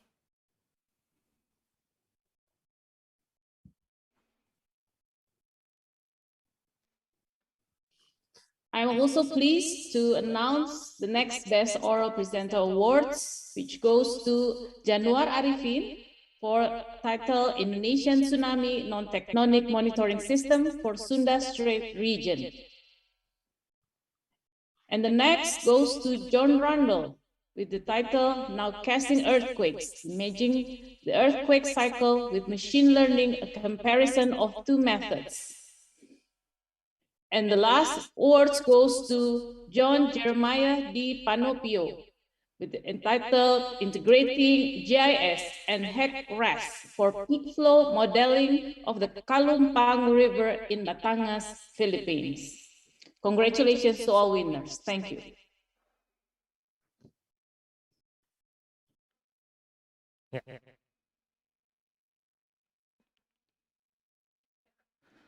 Thank you very much, and congratulations to all the oral presentation awardee recipients.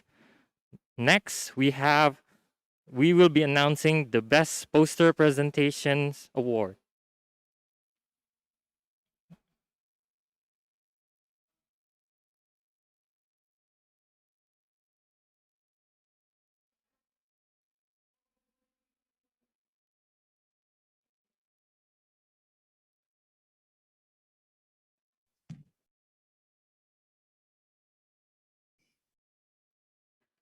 Before we announce the poster award winners, I would like to invite all the best oral awardees to get the picture with us. Could you please turn on your camera?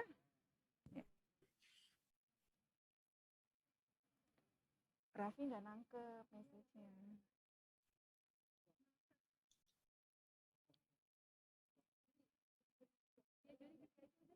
Okay. Okay. 3, 2, 1. Correct. All right. I would like to hand over to the MC to further announce the best poster. Sir Fatma Lestari. We now move on to the Best Poster Presentations Award.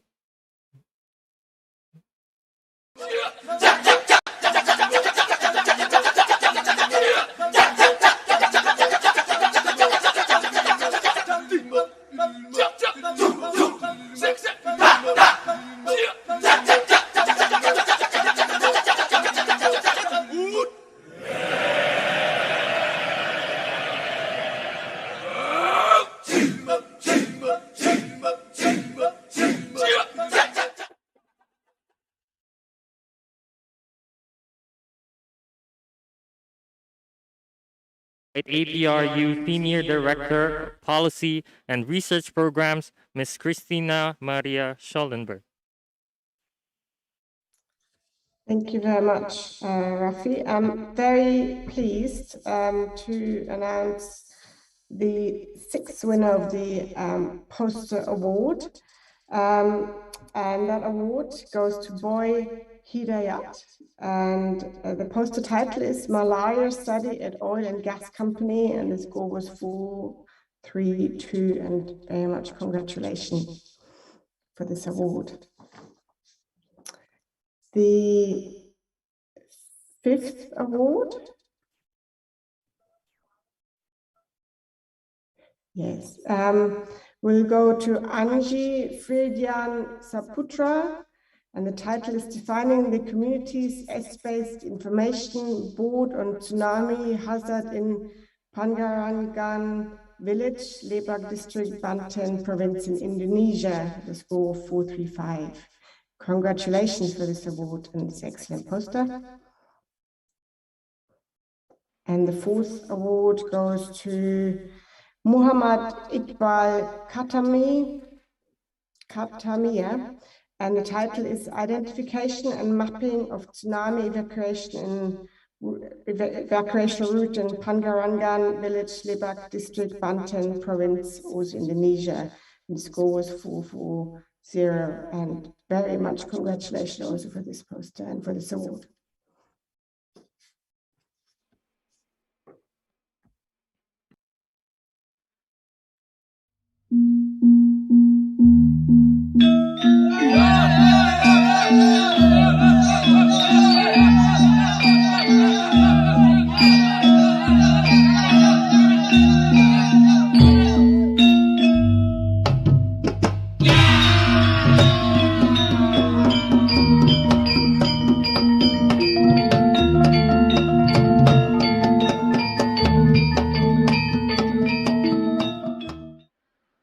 To announce the next 3 awardees of the Best Poster Presentation recipients, they will be announced by Vice Rector of Research and Innovations of Universitas Indonesia, Dr. Nurtami.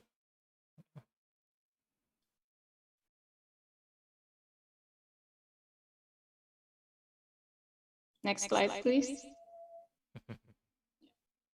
I'm very pleased also to announce the 3rd winner for Poster Award, which goes to Muhammad Gilang Ramadan with a score of 445 with the title Characteristics and Projection of Tourism Comfort Levels in Banyuwangi Regency. Congratulations. And the 2nd winner for Poster Award goes to Ahmad Dahlan with a score of 445 with the title The Association Between Fatigue and Human Performance for Business Continuity Management. Congratulations. And the 1st winner of the Poster Award goes to Andre Cahyadi with a score of 449 with the title Fire Disaster Risk Area Analysis in the West Jakarta City. Congratulations to all winners. Kadang nongak lek kesamping benang kata setak hilang aduh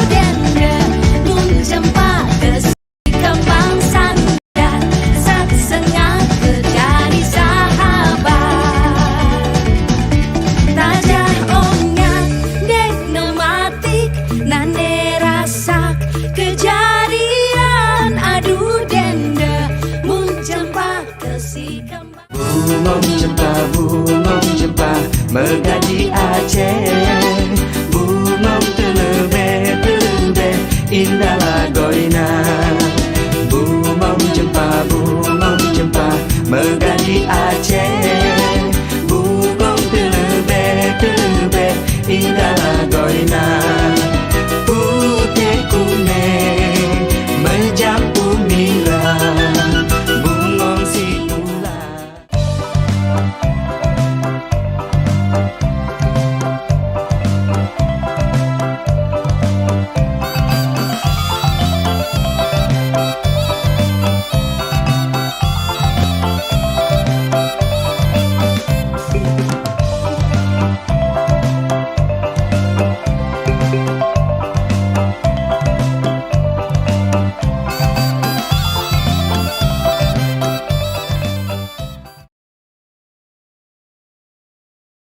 Winners of the poster presentation, please activate your video camera so the committee can take a photo of all the winners as well as the announcers.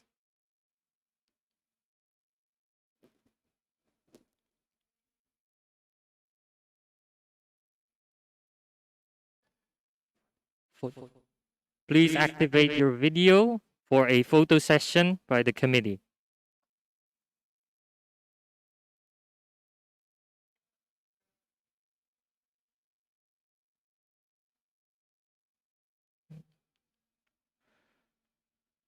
We will now be taking the picture.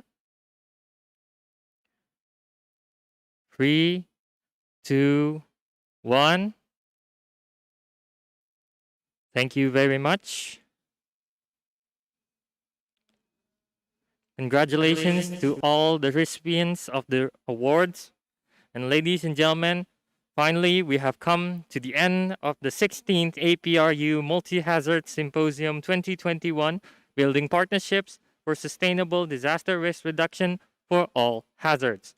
We would like to thank all our esteemed speakers, Professor Ari Kunchoro, Rector of Universitas Indonesia, Dr. Christopher Tremawan, the Secretary General of APRU, Dr. Raditya Jati from the Indonesian National Board for Disaster Management, Professor Dr. Fatma Lestari, the Director of Disaster Risk Reduction Center, Universitas Indonesia, Mr. Ardito Kodijat from UNESCO Jakarta, Professor Fumihiko Imamura from Irides Tohoku University, Dr. Mizan Bisri from Kobe University and U Inspire Indonesia, Mr. Alexander Hamilton from United Nations Interregional Crime and Justice Research Institute, Professor Carl Kim from University of Hawaii at Manoa, Professor Rianti Jalante from ASEAN, Professor Rajib Shaw from Keio University, Japan, Professor Dwi Korita Karnawati from the Indonesian Agency of Meteorological Climatology and Geophysics, Dr. Natalie Lawat from University of Chulalongkorn, and Professor Takako Izumi from Tohoku University. We also like to thank PT Teman Setia Mandiri as well as PT Petronesia Benimel as our sponsors. Last but not least, we would like to thank all the participants, leaders, fellow researchers, policymakers, as well as practitioners from various industries that have attended this event. Yes. Now, we would like to move on to the announcement of the 2022 Symposium announcement. I would like to invite Dr. Natalie Lawat to give his announcement. Okay, thank you, Rafi. And I would like to share my screen first. Okay, I hope you can see my screen right now, right? Okay, first of all, congratulations for this year's APRU Multi-Hazard Symposiums, and it's our honor to be the host for the next year that we'll learn many things from you, and we will try to make the best preparation for the next year. I'm Natalie Lawat, an Assistant Dean from July Engineering, and I'm also the Director of the Risk and Disaster Management Program of Chulalongkorn University. Next year, the event will be hosted by July Engineering Innovation Towards Sustainability together with the co-host by the Risk and Disaster Management Program of Chulalongkorn University. And ladies and gentlemen, please let me introduce the 17th APRU Multi-Hazard Symposium 2022 that will be hosted on November 29 to November 30, 2022 at Chulalongkorn University, Bangkok, Thailand. And we will have the great support from our executives. We will have the chairperson, Professor Supot Tesha Warasin, our dean, and Professor Pisut Penmanakun, associate dean, and also me as the deputy chairpersons. Together with another two academic chairpersons, Dr. Kalaya Sunthorn Wongskun and Assistant Professor Supatra Visetsi. Before the next year, I would like to let you go virtually to see our school first. So let's see. In our vision to build a prosperous and sustainable future, a solid foundation is needed upon which engineering innovations can be realized.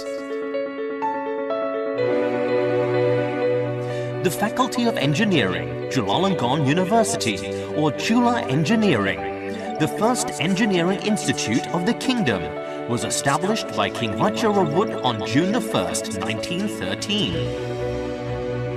In honor of his father, King Chulalongkorn the Great. Since its inception, Chula Engineering has cultivated strong intellectual culture as its foundation, upon which a strong intellectual community has been nurtured. Our mission for the future is to build world-class engineers for innovative society. Centrally located in downtown Bangkok, Chula Engineering's campus is within walking distance from both Bangkok subway and SkyTrain systems. Outstanding services and facilities, including advanced research and teaching facilities, world-class athletic facilities, central and special libraries, IT connectivity, and high-standard international housing are available to serve the community.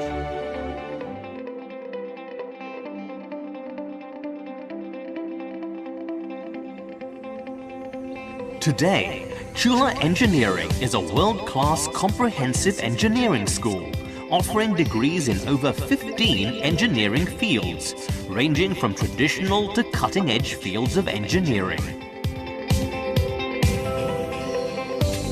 Over 4,000 of the best minds from every corner of Thailand and many foreign countries are enrolled in Chula Engineering's bachelor program, and another 2,000 in its master and doctoral programs. Over 300 dedicated faculty members, most of whom hold doctoral degrees from world-renowned institutes, personally and passionately nourish the growth and progress of each individual student.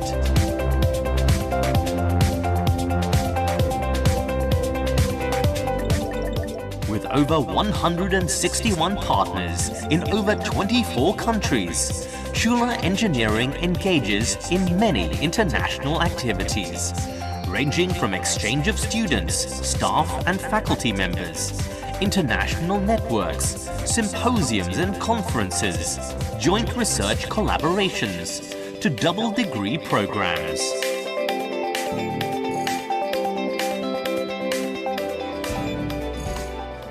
Chula Engineering strongly emphasizes innovative education and innovative research and development.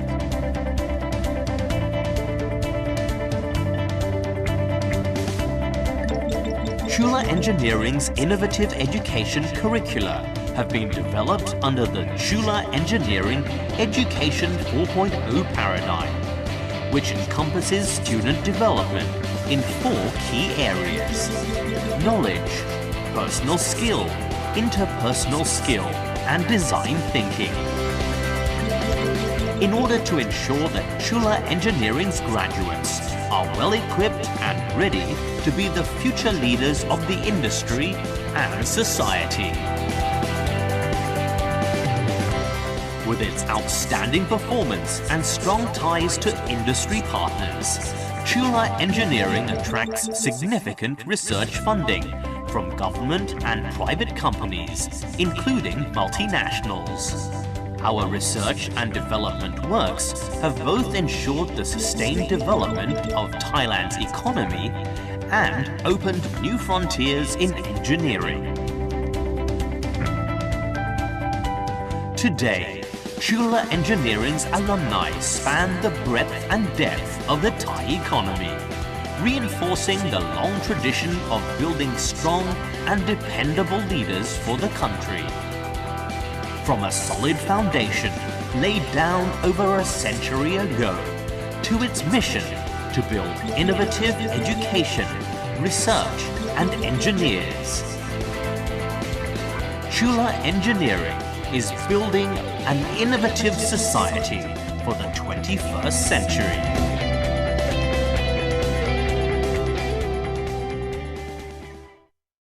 So this is all about our school, and for all of you, please stay tuned with us. We already launched our Facebook page and our website, so please visit apru2022.eng.chula.ac.th. Please feel free to contact us for any inquiry, and see you in Bangkok next year.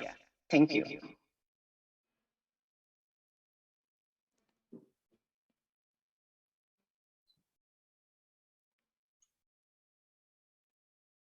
Thank you very much, Prof. Nat Lilawat, for his announcement. Finally, I would like to welcome the Vice Rector of Research and Innovations, Dr. Nurtami, to give her closing remarks. Thank you. Assalamualaikum warahmatullahi wabarakatuh. Dear honorable colleagues, my friends, we have spent for these 1.5 days for this wonderful APRU Multi-Hazard Symposium 2021. The symposium have been attended by more than 1,000 registered participants with more than 380 abstracts and more than 150 full papers being submitted and also conducted within 16 breakout rooms. This symposium has strengthened our network among scientists, researchers, leaders, government, industries, and the public derived from more than 60 universities and over 20 countries. Congratulations for the winner for Best Oral and Best Posters presenters. I deeply appreciate all of your efforts, and I found that there are many research findings and future recommendations being generated to further building partnerships for sustainable disaster risk reduction for all hazards.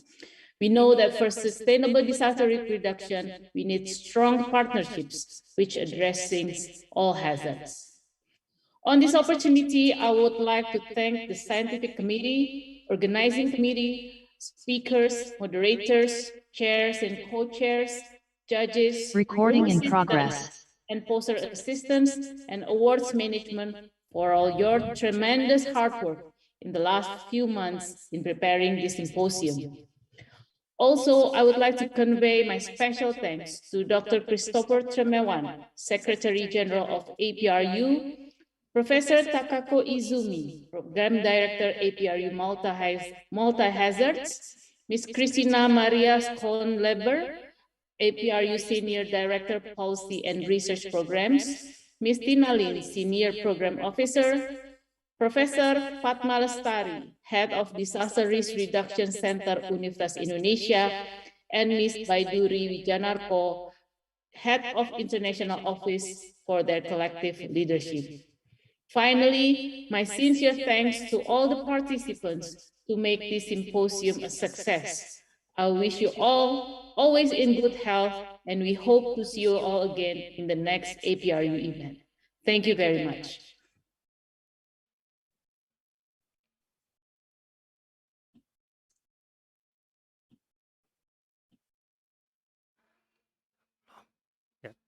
Thank you very much, Dr. Nutami, for your closing remarks. Ladies and gentlemen, this marks the end of the 16th APRU Multi-Hazard Symposium 2021 building partnerships for sustainable disaster risk reduction for all hazards. This event is sponsored by PT Petronesia Benimel and PT Teman Setia Mandiri. The symposium was organized by the Association of Pacific Rim Universities in collaboration with Disaster Risk Reduction Center, Universitas Indonesia, and International Office, Universitas Indonesia. Before we close the symposium, I would like to invite all the participants, speakers, moderators, as well as everyone joining the symposium to activate your video for one last photo session.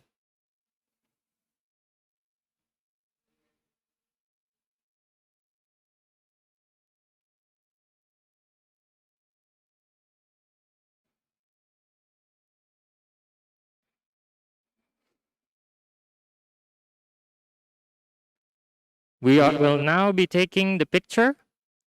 3, 2, 1. Okay. Once again, 3, 2, 1. Right. Thank you very much, ladies and gentlemen. We now close the 16th APRU Multi-Hazard Symposium 2021. Assalamualaikum warahmatullahi wabarakatuh. Waalaikumsalam. Waalaikumsalam warahmatullahi wabarakatuh. Thank you, everyone. Thank you, Prof. Fatma. Thank you, everyone. Thank you to University Indonesia team. Thank you, Professor Fatma, everybody. Thank you. See you in Bangkok. Thank you, Prof. Padma. See you in Bangkok. Assalamualaikum. Terima kasih Prof. Fatma, selamat luar biasa. Terima kasih kepada panitia yang sudah bersusah payah. Alhamdulillah Rabbil Alamin. Assalamualaikum warahmatullahi wabarakatuh. Waalaikumsalam warahmatullahi wabarakatuh, Dr. Boy. Ya, makasih. Ya, Terima kasih, Prof. Fatma. Terima kasih, Prof. Fatma. Sukses, Prof. Sukses, Prof.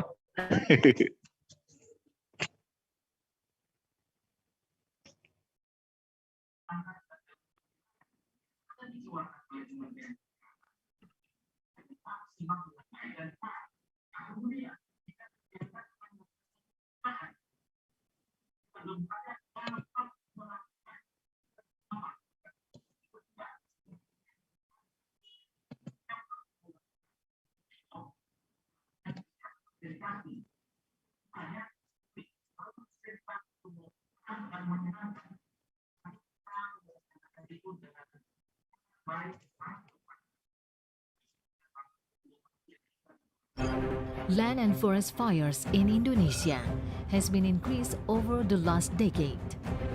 Most of these fires are caused by human mistake. In addition, the increasing problem of forest fires is also due to the very dry conditions or El Niño phenomenon that periodically occur by the effects of global climate change or macro that hit several regions in Indonesia.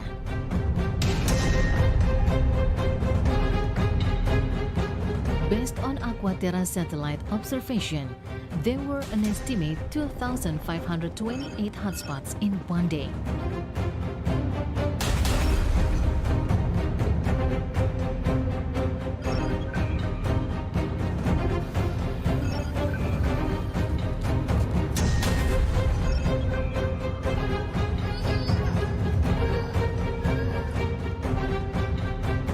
Less rainfall and minimum cloud potential has made fire extinguishing operation become difficult.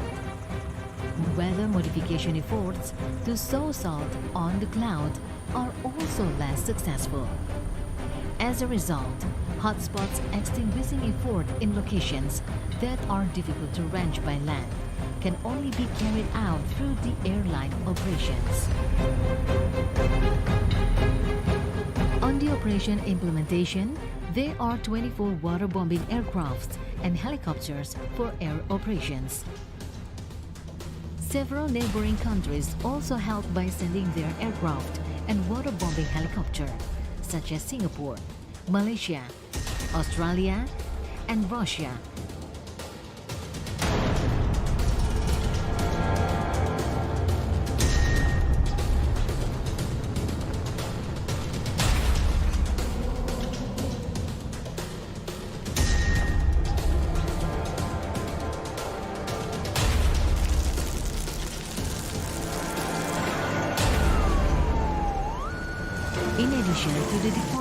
helicopters and planes. Extinguishing operation is also carried out on the land area in order to accelerate the process of extinguishing and cooling of land. National Disaster Management Agency has established a joint team consisting of Regional Disaster Management Agency or BPBD, the Indonesian Armed Forces, National Police, Manggala Agni or firefighter team, the community fire care and other groups. In total, there are 22,146 personnel spread across 6 provinces.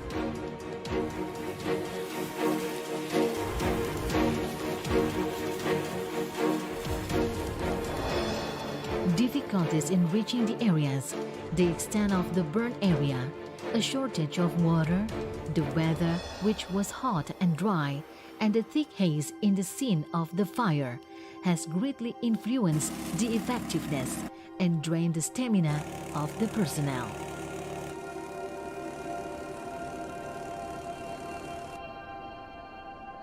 By maximizing the power of personnel and equipment adding Recording with the stopped. assistance from some neighboring countries, it is expected that land fires can be well tackled and smoke haze will disappear soon.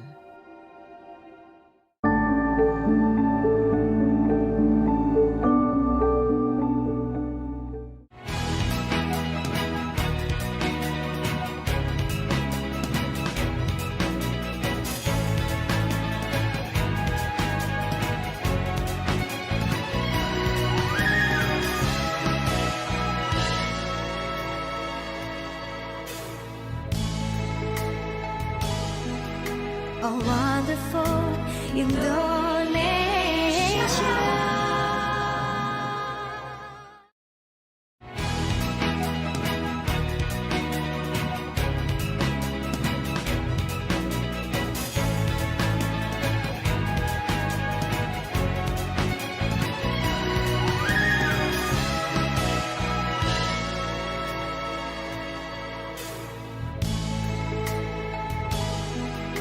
Oh, wonderful Indonesia.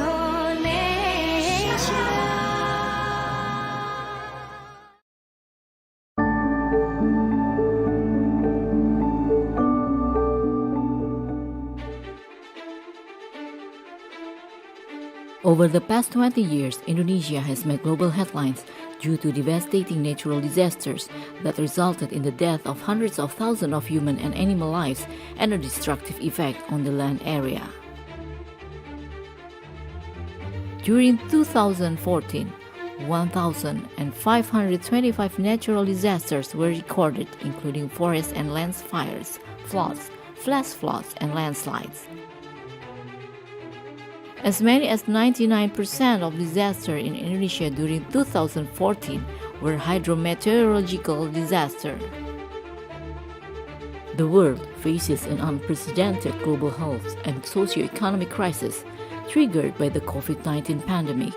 The World Health Organization first learned of this new virus on December 31, 2019, following a report of a cluster of cases of viral pneumonia in Wuhan, People's Republic of China.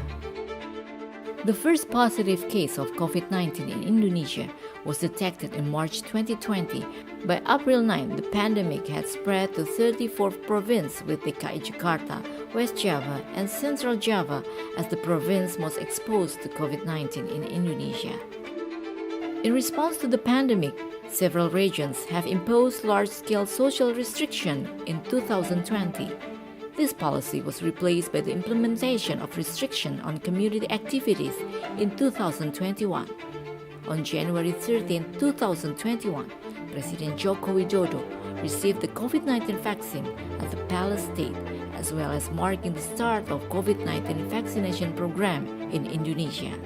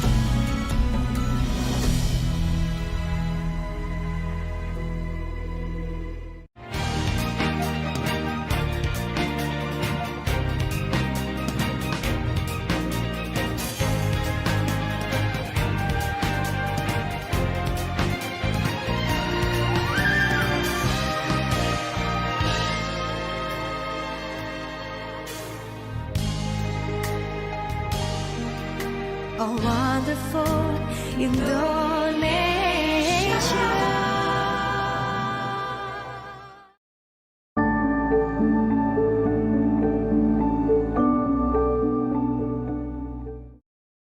Learning from the experience, Indonesia is ready for disaster management under the coordination of Indonesian National Disaster Management Authority, such as the introduction and socialization of types of disasters, their potential, and how to deal with them.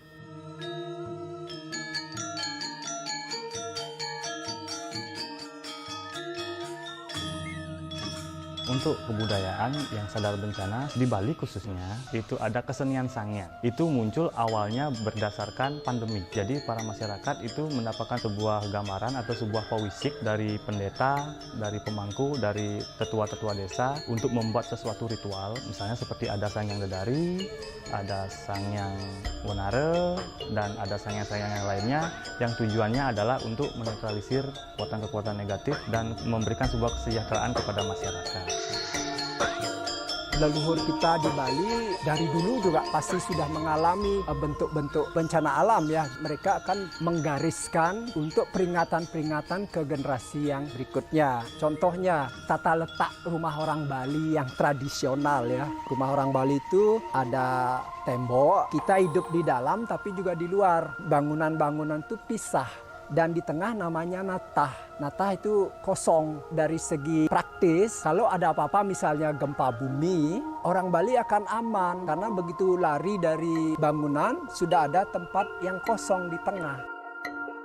Terkait dengan kesiapsiagaan di bidang penanggulangan bencana, masyarakat Bali sangat amat siap dengan apa yang telah dimiliki secara turun-temurun. Ada ciri khas kulkul, kentongan. Jika terjadi gempa, linu, secara otomatis masyarakat kita akan memukul dan membunyikan kentongan sebagai pertanda memberitahukan kepada seluruh warga bahwa terjadi gempa. Yang sedang kami bangun sekarang di Bali dan telah dideklarasikan oleh Bapak Gubernur, Bali satu-satunya provinsi yang memiliki dan menetapkan hari simulasi bencana. Simulasi adalah esensinya melatih diri dalam rangka kesiapsiagaan menghadapi berbagai potensi ancaman bencana yang ada di Provinsi Bali.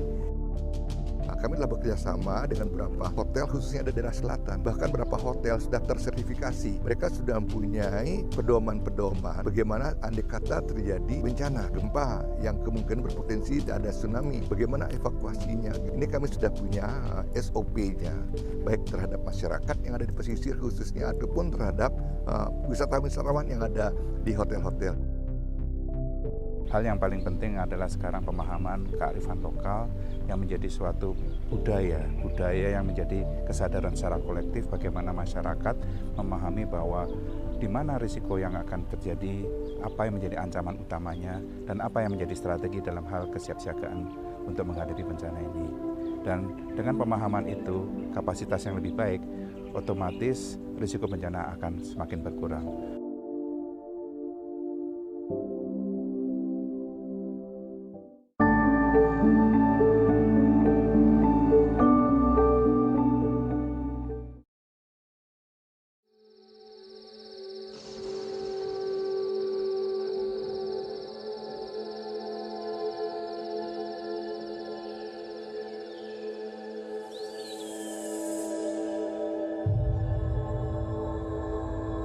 For thousands of years, people have cherished the many wonders of these enchanted islands, inspiring histories of the land below the wind. Astounding relics from prehistoric times are testament to the wondrous age-old cultures. Here, fascinating indigenous folkways live through the test of time, emphasizing the resilience of local creativity and vigor. Magnificent divine temples adorn the landscape, as if forming an exhibition of pervasive spirituality. Religion has always been the cornerstone of life since ancient times. Indigenous wisdoms are traditionally practiced in pursuance of living in harmony with nature, filling the hearts of both hosts and and visitors.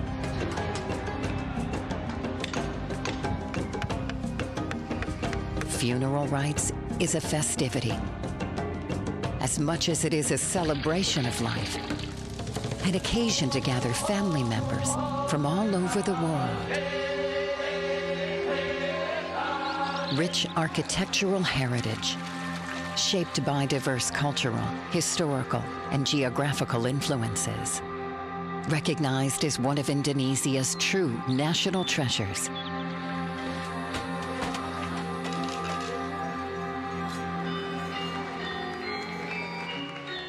Today's legacy of art and craft continues to enrich the culture, playing a significant role in the daily and ceremonial life of the people,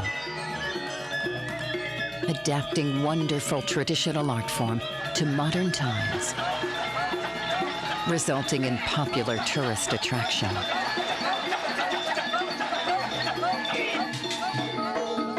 Keeping remarkable folk artistic expression alive.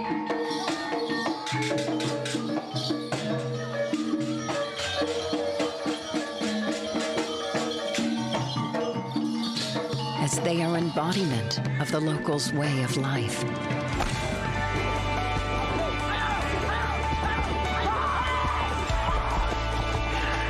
Astounding cultural and historical diversity, where various cultures have crossed paths for many centuries. Impressive variety of numerous ethnic groups.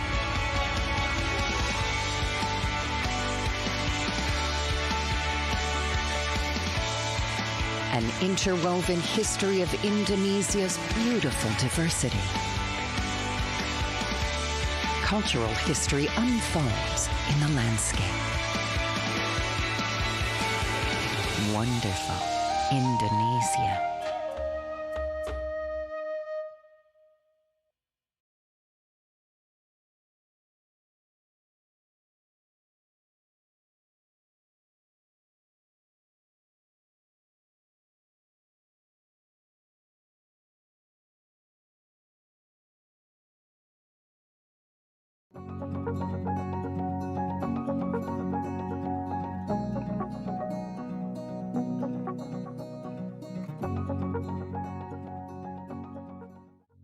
Halo, Assalamualaikum warahmatullahi wabarakatuh. Salam sehat selalu. Nama saya Budi Susilo. Saya saat ini menjabat sebagai Direktur Sekolah Ilmu Lingkungan Universitas Indonesia. Indonesia, negara yang rawan bencana alam karena posisinya terletak pada 3 lempeng tektonik aktif dan 3 cincin api atau ring of fire. Tingginya angka kejadian bencana alam di Indonesia antara lain dilaporkan sebanyak 11.570-an gempa bumi berdasarkan data dari BMKG tahun 2019. Kemudian banjir di DKI Jakarta pada tahun 2019-2020 yang lalu, tsunami di pantai Pangandaran, tsunami di pantai Anyer beberapa waktu yang lalu, kemudian belum lama ini banjir bandang di Flores Timur, Nusa Tenggara Timur, dan di beberapa daerah lain yang mengalami kejadian serupa. Namun, sayangnya hingga saat ini ketersediaan sumber daya manusia yang memiliki pengetahuan dan keterampilan secara khusus dalam bidang penanggulangan bencana masih sangat kurang. Dalam rangka memenuhi kebutuhan ahli bencana yang kompeten, maka UI mendirikan program studi Magister Manajemen Bencana pada tahun 2021 ini. Program studi Magister Manajemen Bencana ini dilaksanakan di bawah pengelolaan Sekolah Ilmu Lingkungan Universitas Indonesia yang berbasis pada pendekatan multi, inter, dan transdisiplin sehingga terbuka bagi semua sivitas akademika dan semua lulusan program sarjana atau program S1. Mari bergabung bersama kami untuk studi di program studi Magister Manajemen Bencana Universitas Indonesia, Sekolah Ilmu Lingkungan.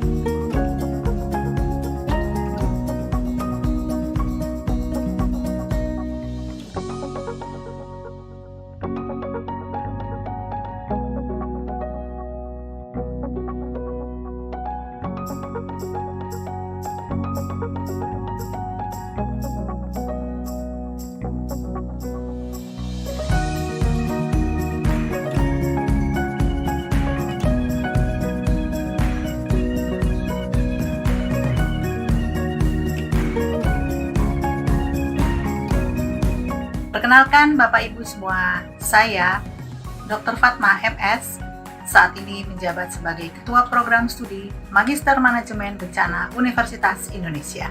Kami memberikan upaya dalam mencetak lulusan program studi yang benar-benar handal dan teruji. Yang pertama, mengembangkan ilmu pengetahuan di bidang manajemen bencana, kemudian menghasilkan karya ilmiah teruji dan inovatif di bidang manajemen bencana, memformulasikan pemecahan masalah manajemen bencana, dan menghasilkan publikasi ilmiah dari riset dan pengabdian masyarakat di bidang manajemen bencana. Keunikan Prodi MMBUI adalah kami menggunakan pendekatan multidisiplin dan interdisiplin. Kami menggunakan pendekatan ilmu lingkungan, kesehatan, kedokteran, geografis, dan sosial ekonomi, juga menggabungkan potensial hazard dari natural dan teknologi atau NATEK untuk menghasilkan beberapa solusi permasalahan bencana. Karena kita ketahui bahwa bencana itu sifatnya adalah sistemik dan juga dinamis, tidak statis. Lulusan dari program studi kami tentunya dapat memenuhi kebutuhan pasar, utamanya dari instansi pemerintah, kemudian juga swasta, seperti beberapa perusahaan-perusahaan industri, antara lain Adaro, kemudian Pertamina, dan juga instansi-instansi yang non-pemerintah atau non-kementerian, yaitu BNPB, BPBD, dan sebagainya. Kebutuhan dari para LSM, baik yang itu sifatnya lokal, kemudian juga internasional, yang bergerak di bidang bencana, kemudian juga dari lembaga-lembaga penelitian yang ada hubungannya dengan kebencanaan, juga dapat menyerap lulusan dari prodi kami.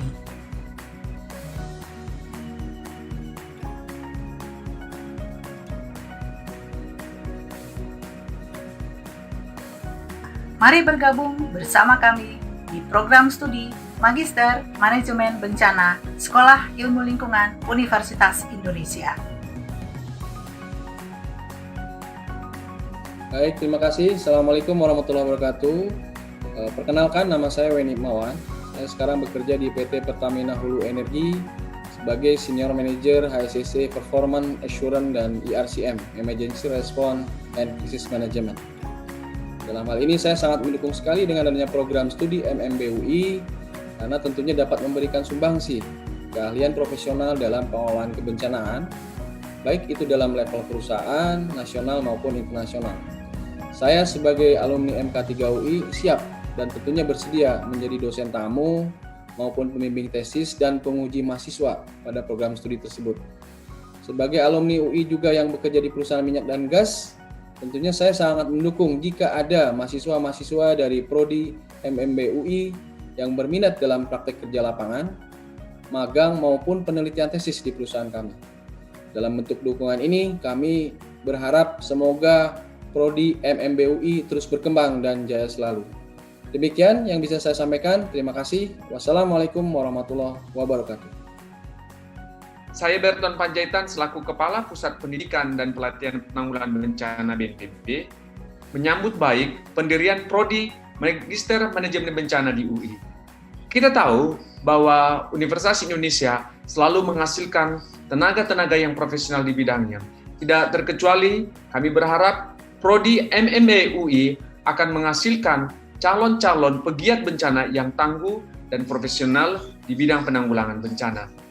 Saya bersedia menjadi dosen tamu sekaligus menjadi dosen pembimbing maupun penguji para mahasiswa. Pusdiklat PB dapat dijadikan menjadi tempat praktek lapangan sekaligus magang para mahasiswa